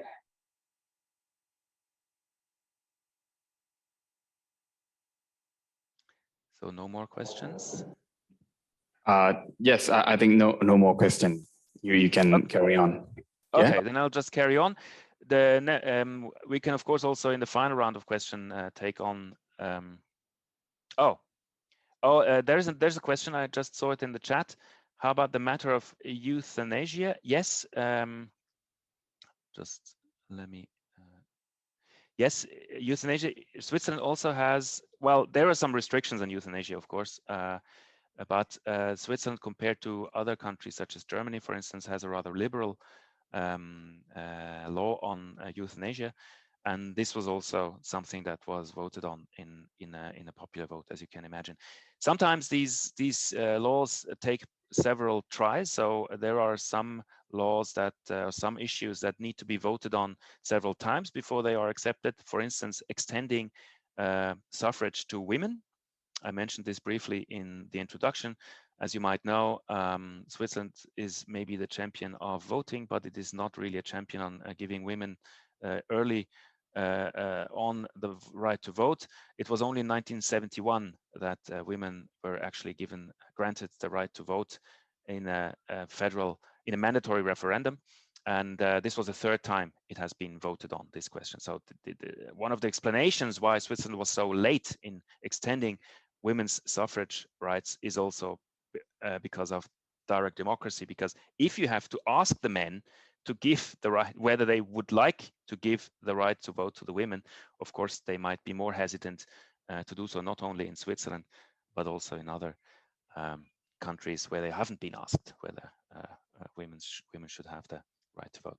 But sometimes change takes longer due to direct democracy. Any other questions? Otherwise, I will carry on. Okay, let me then share my screen again. Now, in the second part of my talk, I would like to talk about some effects of direct democracy. Now, these effects can be at several levels. Let me first talk about effects on policies. I also briefly touched upon this in my answers to the questions. It is clear that referenda have a status quo effect, meaning that they make change, they slow down change, they make change and innovation very difficult. They put a brake on legislation because parliament bills, when they are rejected in popular votes, of course, then you are stuck with the status quo. For instance, if you have a parliament bill that introduces, like a new CO2 break to CO2 emissions, if this parliament bill is rejected next Sunday, then we will be back to to zero, and the parliament has to start again with finding out legislation or defining legislation that would actually enable Switzerland to keep its commitments of the Paris International Climate Agreement. So when parliament bills are rejected in popular votes, of course, this slows down the legislatory innovation and policy change. So this is what I would call a direct status quo effect of the referenda. Now, the referenda also have an indirect status quo effect, namely because Parliament, of course, knowing that the bills will be submitted or can be challenged in a referendum, they somehow anticipate how far Parliament can go in anticipation of resistance by the people. So if a parliament says, well, we have this nice CO2 law, for instance, and we will be as radical as possible because we want to keep our Paris climate agreement, then they might be tempted to decide a very radical and very far-reaching ban on CO2 emissions. But then they would say, well, wait a minute, we might find the majority in parliament for this very innovative law, but we might not find the majority in the popular vote. So let's tone down a little bit, let's water it down a little bit, let's anticipate popular resistance and be less innovative, less, let's say, far-reaching in our legislation. So anticipation of referenda, of the referendum also leads Parliament to be more careful in the policy changes it suggests. So there is a direct and an indirect effect that introduces a status quo bias into Swiss policies. There is a couple of fields where you really can see this status quo effect. On the one hand, there is the late coming of the Swiss welfare state. So the Swiss welfare state is comparatively less developed than in the surrounding countries, such as Germany or France, for instance, or Austria.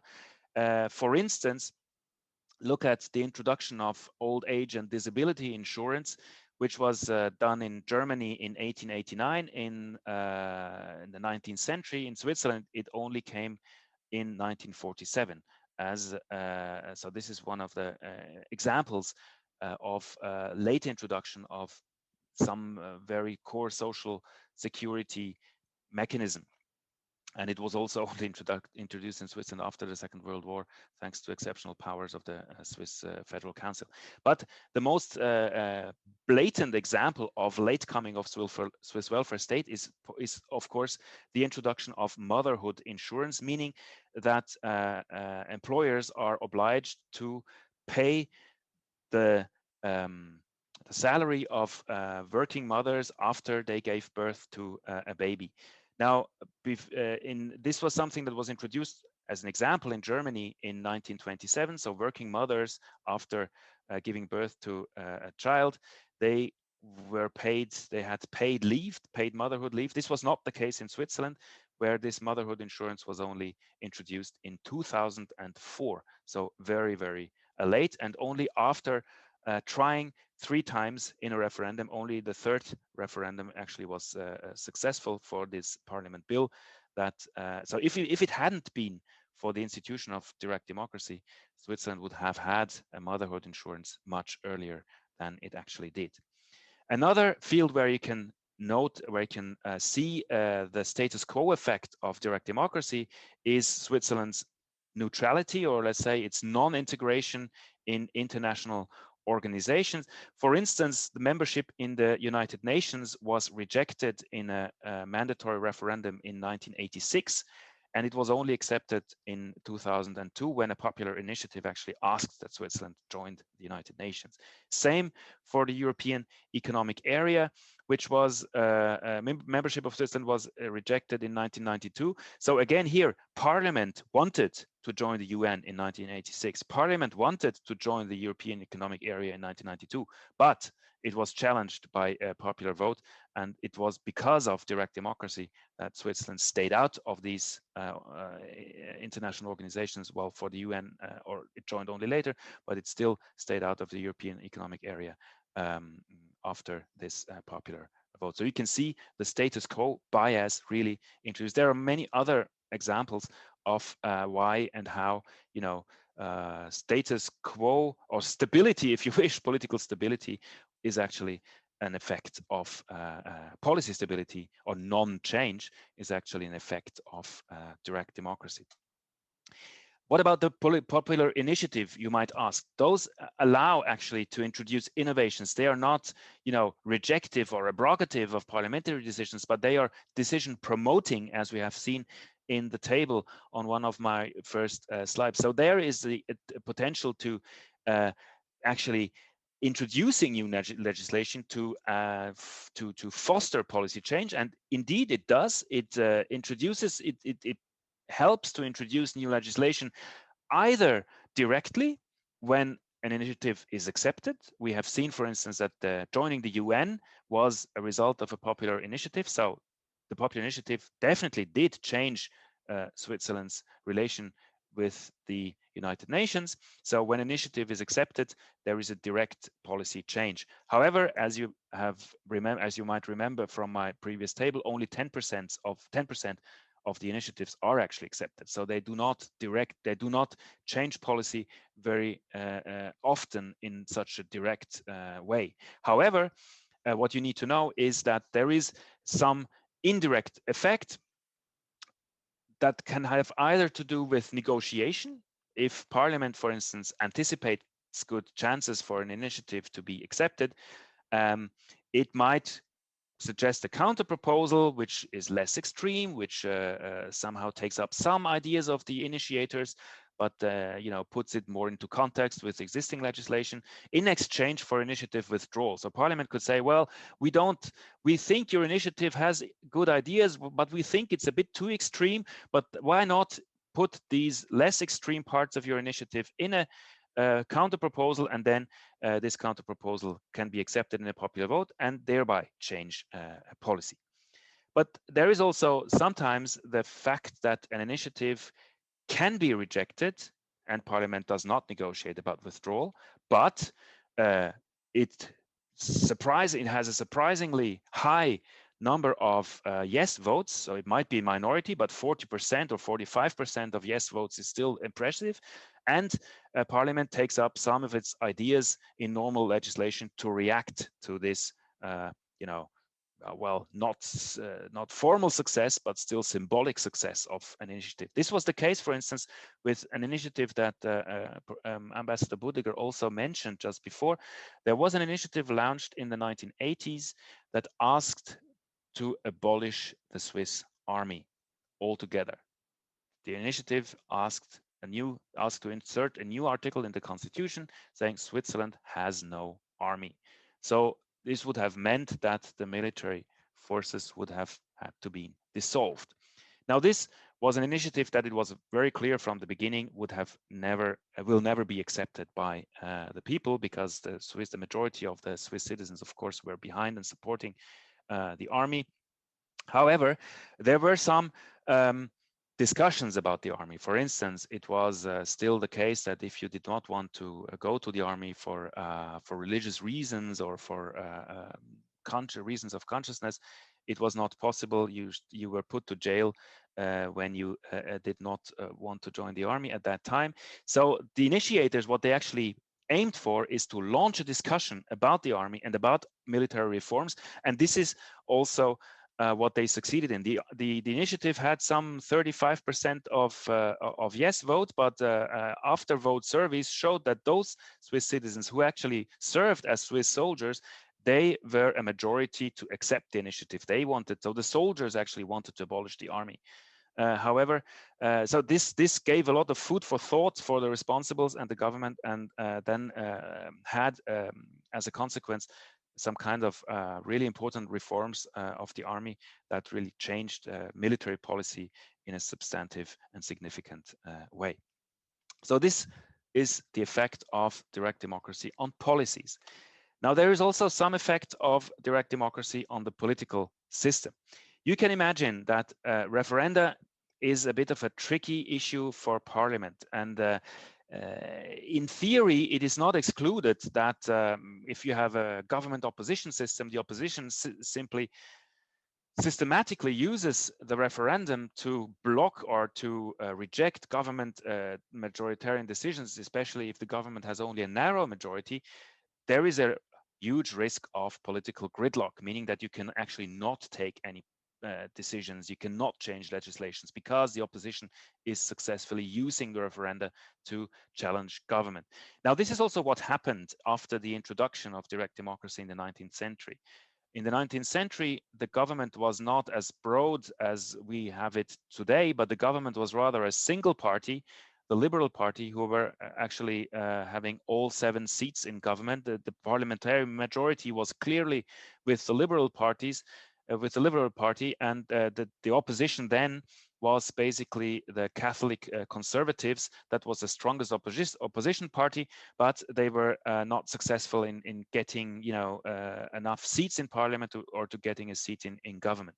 Now, the Catholic Conservatives, after referendum was introduced in 1874, they systematically used the referendum to object government decision and to object parliamentary majorities. And in response to the gridlock that resulted, the Liberal Party decided, well, we should maybe open up the government to integrate some representatives of these Catholic Conservatives to make sure that the government bills that we send to Parliament are actually better supported, have a larger majority, and better take into account the interests of the opposition. So this was, if you wish, the mechanic of the emergence of this large government coalition that we have since 1959 with 4 parties represented. When a party got large enough or got enough supporters to actually successfully challenge parliament bills in a referendum, it had a good chance of being co-opted into the government. This happened with the Catholic Conservatives in the 19th centuries. This happened with the Farmers and Farmers Party in the early 20th century. This happened with the Social Democrats in after the Second World War. So that's how they got into government, because they could use the referendum as a leverage to oppose and to block governmental decision making. And if you want to avoid gridlock, if you want to keep up governability, you need to, or you integrate these forces into the government to be sure that governmental decisions are more broadly supported. A second reaction that has changed the political system to ensure governability is what we called a pre-parliamentary preparation of decision making. Now, this is this is a procedure by which projects of parliament bills are actually sent to a large number of organized interests, to parties by the government before they enter into parliament. This is what we call consultation. So what is done in this consultation procedure is that you simulate, you try to see whether there are some groups who would actually maybe challenge a parliament bill in the referenda. And if you see that there is a big group, for instance, the Employers Association, that is critical about take the CO2 law, because this was the case, then you might change some of the aspects in the parliament bill before it actually goes to parliament, in order to anticipate and to tone down opposition in the referendum phase. So paradoxically, Swiss direct democracy here has resulted in creating new entry points for organized interests before actually a bill goes to parliament. This is how the political system has reacted to the problems of governability that is posed by referenda as an institution. The initiatives also had some effects on the political system, and also effects on political culture, if you wish, in Switzerland. Namely, they help to integrate the opposition. They are a safety valve for discontent. So if you are a group, for instance, who thinks that, well, we should do something about a matter, our interests are not respected, or we should, for instance, have, I don't know, what was it? We have more, as a country, do more for helping peace in the world, for instance, rather than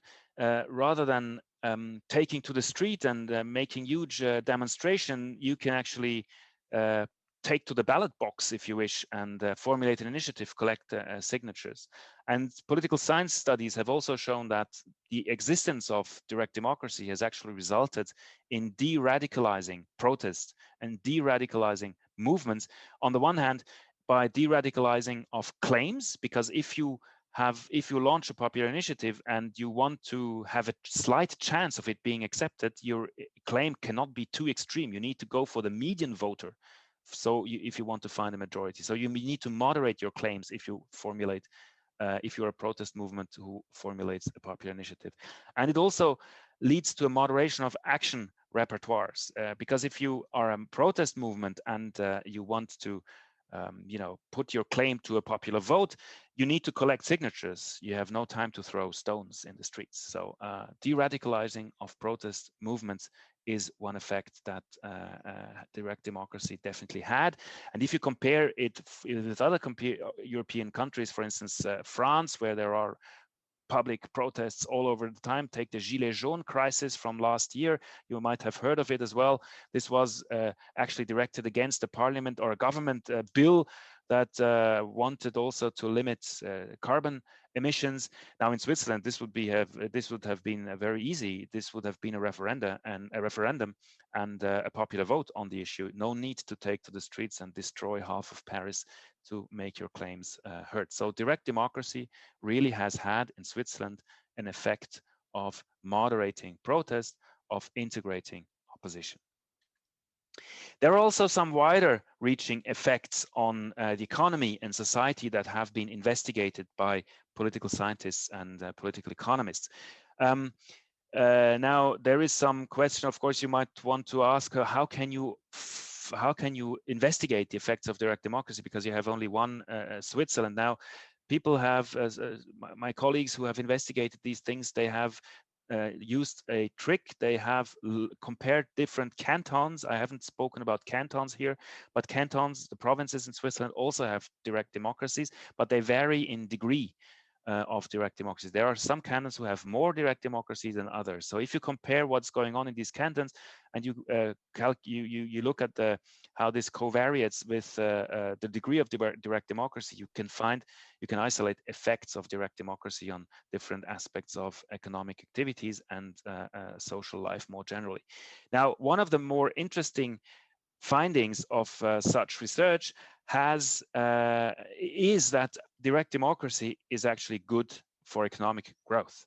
Now, why is that?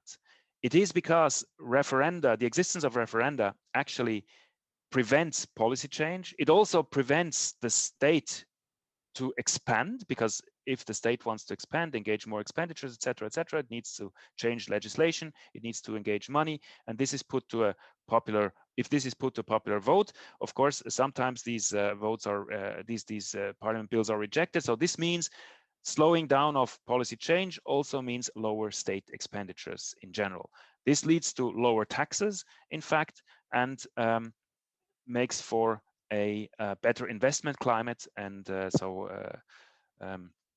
an investment climate. Lower taxes are important for businesses to invest and to actually invest in new technology, for instance. So this is conducive to economic growth. So political systems that have more extensive direct democracy have been found to have better economic or higher economic growth.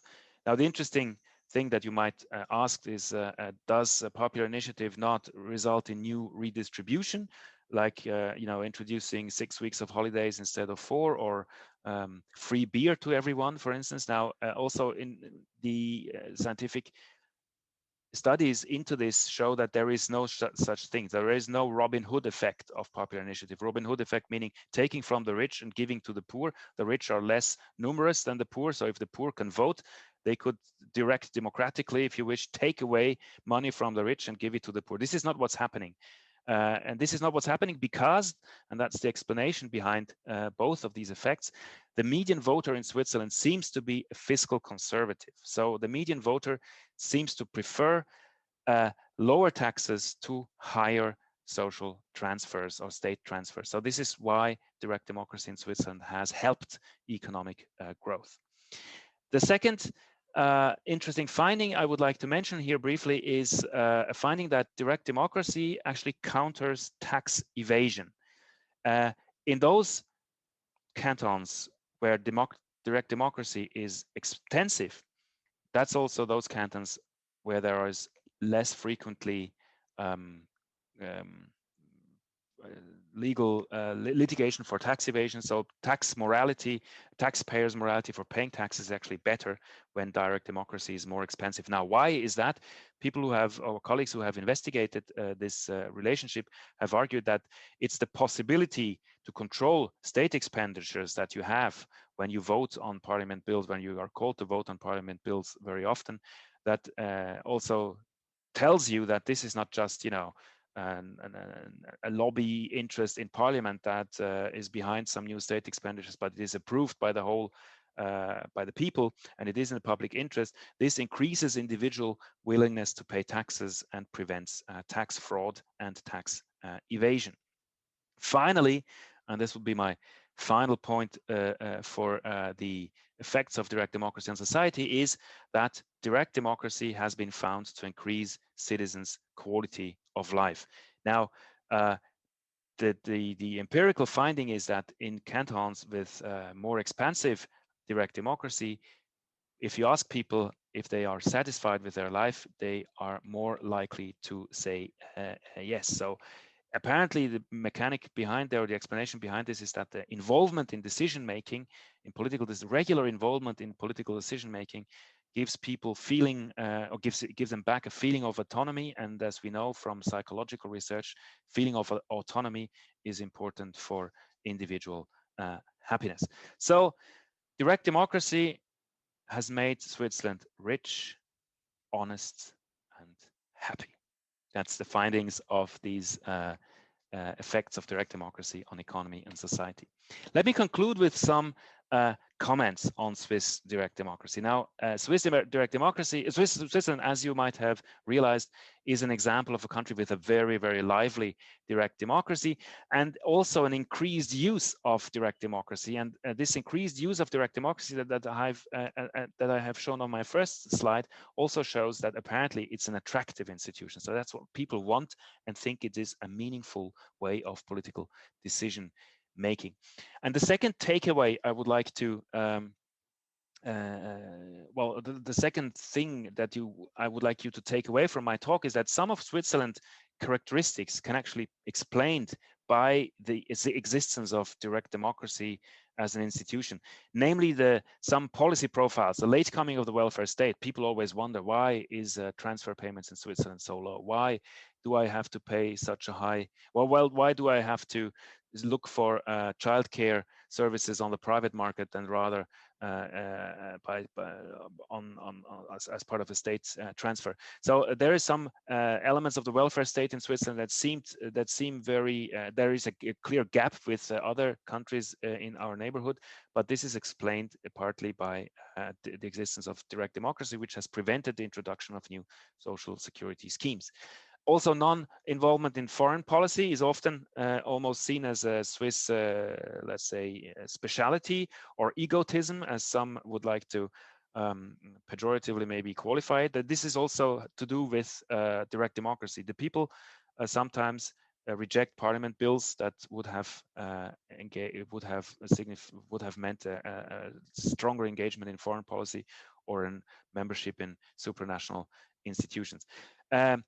The fact that Switzerland is so consensus-oriented and such a, let's say, deliberative political culture is also partly a consequence of the existence of direct democracy. If you, in parliament, constantly need to think about the Damocles sword of a referendum that is hanging over your head, you might want to really look for large majorities. You might want to look for a good support for parliament bills, and you might want to have your opponents in government rather than having them outside of government blocking decisions by referendum. So integration of opposition, consensus orientation, this is also an effect of direct democracy as an institution. Same goes for economic performance. As I have shown, some of the studies here suggest that economic growth and economic prosperity is also partly an effect of direct democracy that actually counters or restricts state expenditures and keeps the state actually rather lean. However, and this will be my final remark, there is also, of course, some prerequisites that make direct democracy in the Swiss concept, in the Swiss context work. First of all, I think these adaptations to the political systems to maintain governability in spite of frequent popular votes, these were important. In the 19th century, there were huge conflicts, political conflicts fought in direct democratic votes, and it has taken decades of adaptation to these instruments to actually make sure that the system runs smoothly and maintains governability and the ability to make a decision. Finally, frequent voting is taking place in Switzerland. We vote a lot, we vote on different things, and this is, of course, a demanding process for citizens. You need to inform yourself about what is put to vote. You need to make up your opinion whether you want to vote yes or no. And this requires also that political actors, this requires, first of all, some kind of civic education as a basis to citizens to actually be able to take that role. And this also means that political actors and also the media need to cover the subjects put to vote and need to, give opponents and supporters the platform to explain their arguments why a yes or a no should be voted to a particular object. So there are some prerequisites, and these prerequisites are important, but they have grown over time. So while they were not there in the 19th century, maybe this means also that these prerequisites are not necessarily an impediment to the introduction of direct democracy, but to make it work over time, they need to grow. This takes sometimes a long time, but in Switzerland, it did grow. These prerequisites are now met, so Swiss direct democracy works rather smoothly I would say. Now, these were my final remarks, and I would now like to give you the opportunity for questions. And I can see that there are some questions already in the chat. Now, okay, so there is a first question that asks, who is going to check the constitutionality of the referendum? Good point. So the answer is we need to distinguish between referenda and popular initiative. Referenda is only on parliament bills. So parliament bills are by definition constitutional, if you wish, and parliament is responsible for bills to be constitutional. So in referendum, constitutionality is not a problem. It's given. In the popular initiative, of course, this is not the case. If you, as I mentioned, for instance, you could launch a popular initiative that would introduce death penalty for some crimes. This would probably be unconstitutional because it goes against human rights that Switzerland has also signed. Now, this would be something for Parliament to decide whether this initiative should be received or whether it should be declared invalid. As I have told you, Parliament is very reluctant to reject initiatives before they are voted upon. Usually, Parliament says, "Well, let's see. The people are in the end, the citizens are in the end also responsible for constitutionality of an initiative. So, in case of doubt, it is rather put an unconstitutional initiative to vote than declare it unconstitutional." And as only 10% of initiatives are actually accepted, the risk of unconstitutional decisions have been rather low in the past. But there is a debate actually on whether the mechanics of checking constitutionality of decisions should be expanded. So this is one of the debates that's actually going on these years or the recent years on the Swiss direct democracy. There is another question. How did the Swiss system solve the problem between commune opinion when the conflict happened? So this question, I guess it means how is conflict dealt with? Well, the point is the popular decision has a very, very high legitimacy in Switzerland. So if a decision is taken, even at a very, very narrow margin, Ambassador Budliger explained that the referendum on the fighter jet planes was 15.14% yes, so very, very narrow. Still, if the decision can be as narrow as possible, the legitimacy of the decision is never questioned. So this is also, of course, a prerequisite that people know that if they want to use the direct democracy, they need to play it by the rules. The majority decides. That's how, even if the majority is one vote, that is how democracy works. The next question: are there any obstacles on the coalition government internally in Switzerland? If yes, could you please let me know how to handle or solve these? I'm not sure if I understand the question. Any obstacles on the coalition government internally? So I can imagine what the question is aimed at. Switzerland, as Ambassador Budliger explained, is not a presidential system, but it is neither a parliamentary system. The government is voted by the parliament or elected by parliament, but cannot be revoked by parliament. So you cannot, there is no possibility for the Swiss parliament to have a vote of disconfidence, I think you say in English. When parliament elects the government is elected for 4 years. It's only after the next election of parliament that the government is voted for or is elected again, or confirmed, if you wish. Some ministers are confirmed. So the government is very independent from the parliament.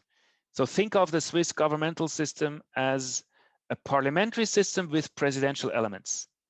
It's almost the independence of the government is almost like in a presidential system. When the government decides something the parliament doesn't want, that's not a problem. The government still remains in place. For instance, in the COVID crisis, there were a couple of things that government decided the parliament was obviously not amused with. Still, there was no possibility to actually, overturn the government or control the government by parliament. So the government really enjoys some huge independence. I hope I answered the question. The next question reads, what are the main factors or barriers of direct democracy regarding internal and external economies and social impacts? How to develop more efficient, especially popular initiatives? I mean, the effects on policies and also the effects on economy and society that I have told of are long-term effects. So this is not necessarily the effects of single popular votes or single referendum, but it's if you look at the whole history of Switzerland in an overview, this is what you find. So on the whole, this is what you find. There might have been some decisions that might not directly promote economic growth or promote social harmony or consensus, but in the long run, that's the effect of these institutions that I was talking about. So that's an important distinction. It's not directly, but it's directly by single votes that these effects are achieved, but on the long run, the overall system achieves these or has these consequences. The next question reads, what are the wider effects of direct democracy on the politics of government and parliament, as well as political parties? A very important point. Now, as I explained, the integration of opposition is, of course, the integration of opposition into the government is, of course, one of the effects of direct democracy in Switzerland. And the carefulness of the parliament and the consensus orientation, or let's say the orientation to find large majorities rather than narrow majorities in parliament, is definitely also an effect of parliament trying to anticipate a referendum and not contenting itself with a narrow majority in parliament, because you can never be sure whether you might have a narrow majority in parliament, but it's not as easy to have a majority in parliament than to have a majority in the citizens. So the consensus on the consensus orientation of parliament is definitely also an effect of direct democracy. Now, the direct democracy also have a very peculiar effect on political parties. Political parties often use direct democracy also as an instrument for political campaigning. For instance, some parties they perfectly know that they will never have a majority for their claims because they're also a minority party. In Switzerland, there is no party that has a majority. The strongest party, the Swiss People's Party, which is a right-wing party, has some 30% of the votes. So there is no party that has. Parties are all minority parties, if you wish.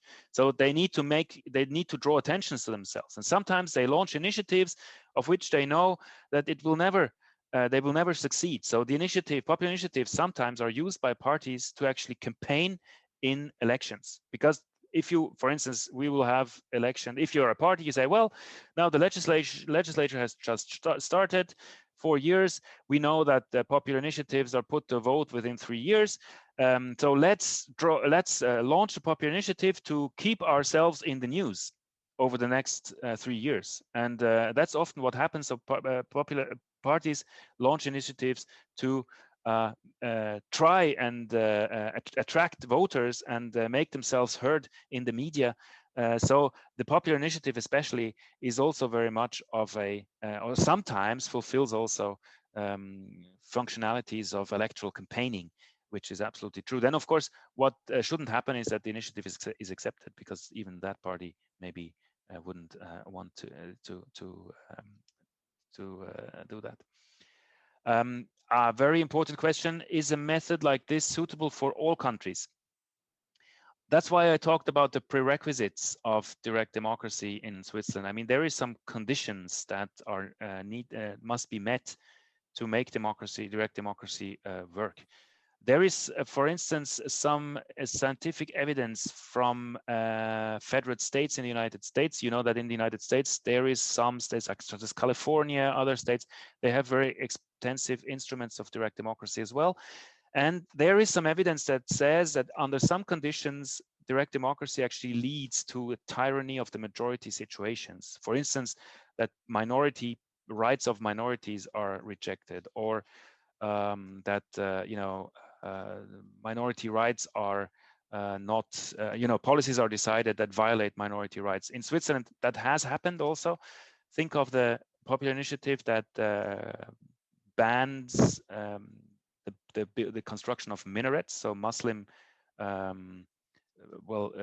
towers for mosques, which is banned now in Switzerland due to a popular initiative that actually asked the banning of minarets, and which was accepted in a popular vote. So this is problematic from a point of view of religious rights. So why should you not be able to ban minarets, but you should be able to ban to construct church towers, for instance? So this is obviously an unequal treatment of different religious communities, which is problematic. And of course, this Muslims are not a majority in Switzerland, and that is also what explains why the majority did not care about their rights. So tyranny of the majority situation is a serious matter in direct democracy. That's also why you need probably very strong constitutional safeguards for individual rights. That's also one prerequisite, which is actually not met in Switzerland. We do not have constitutional safeguards for political rights, but this is at least a lesson that can be learned from experience in the United States with direct democracies. But other than that, I would say theoretically, I would argue why should it not be suitable for different countries? It takes some prerequisites, but these prerequisites can build over time. So there does not need to be some, democratic spirit around before you can introduce democracy. But democratic spirit also builds and constructs and is strengthened as direct democracy works as institutions. The next question reads, what are the factors that make up Switzerland's citizenship? Swiss citizenship is, a national citizen, so the citizenship at the national level, I'm talking about the national level here, the right to vote requires Swiss citizenship. So if you're not a Swiss citizen, you're not entitled to vote on the national level. There are some cities, some municipalities, and some cantons where you are actually, as a foreigner who has not a Swiss citizenship, but if you have lived there for more than 5 years, for instance, and if you if you ask to have the possibility, you can have the right to vote on local and regional elections and local and regional referenda. But on the Swiss national level, the right to vote is related, Swiss citizenship is a requirement for the right for voting right. Now you can naturalize, you can become a Swiss citizen. There is a procedure. If you, I don't know the exact requirements, but if you live in the country for more than 10 years, I think, if you can prove that you have independent existence, so if you're not dependent on social security or so on, you can ask for Swiss citizenship, and then you pass an exam on the language, also on the culture, and on the Swiss political system, and then you can be granted Swiss citizenship, and you can keep your other citizenship. So if you are, I don't know, a German national or a French national, you immigrate into Switzerland, you become a Swiss national, you can keep your other nationality. Switzerland allows multiple nationalities. Another question reads, many people say that direct democracy is too expensive for poor developing countries like Thailand. Are there ways the Swiss used for reducing costs of direct democracy administration?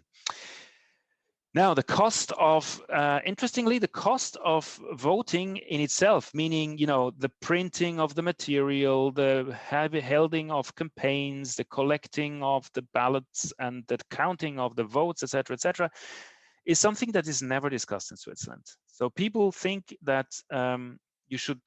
direct democracy is such a valued institution that you should not ask about its costs.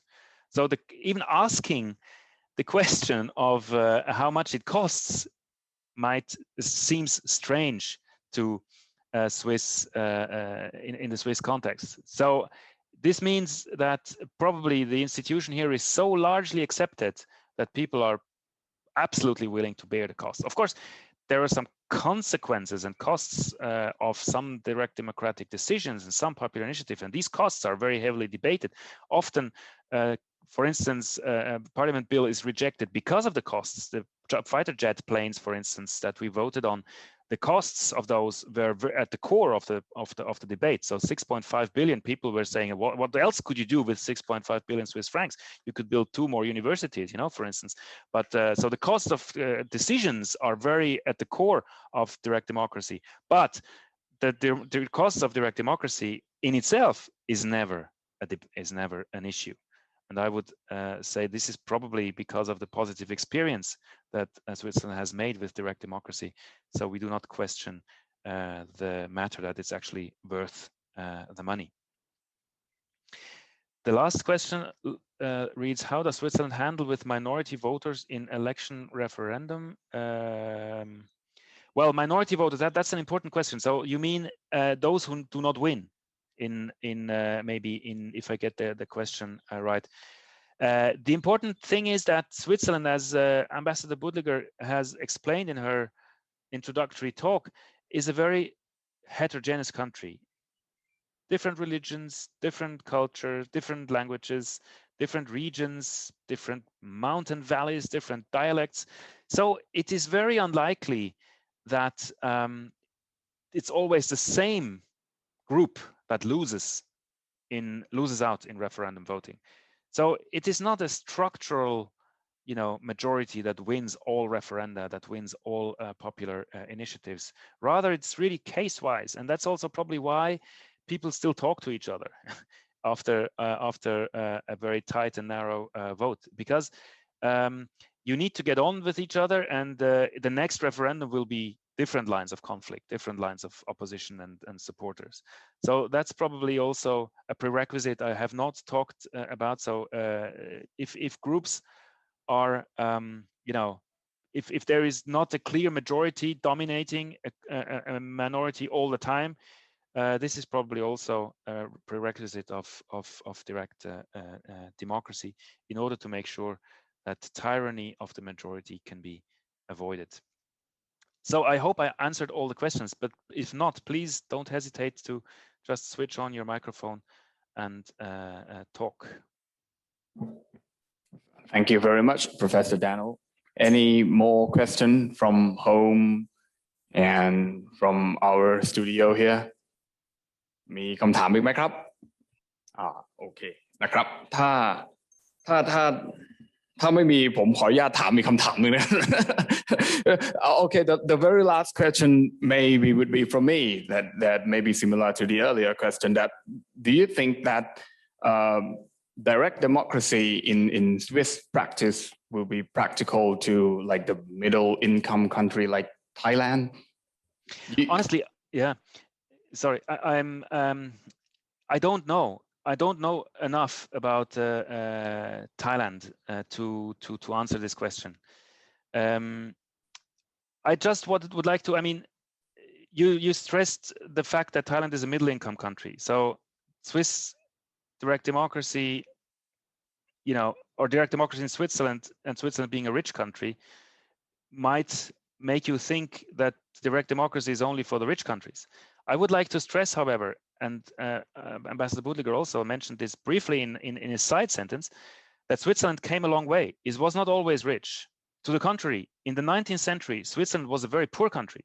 We had a lot of emigration from Switzerland to the United States, to Canada, to South America, because there were famines that people did not have enough to eat here. So they were sending people away to make sure that those who were remaining here had enough to eat. So Switzerland was not always a rich country.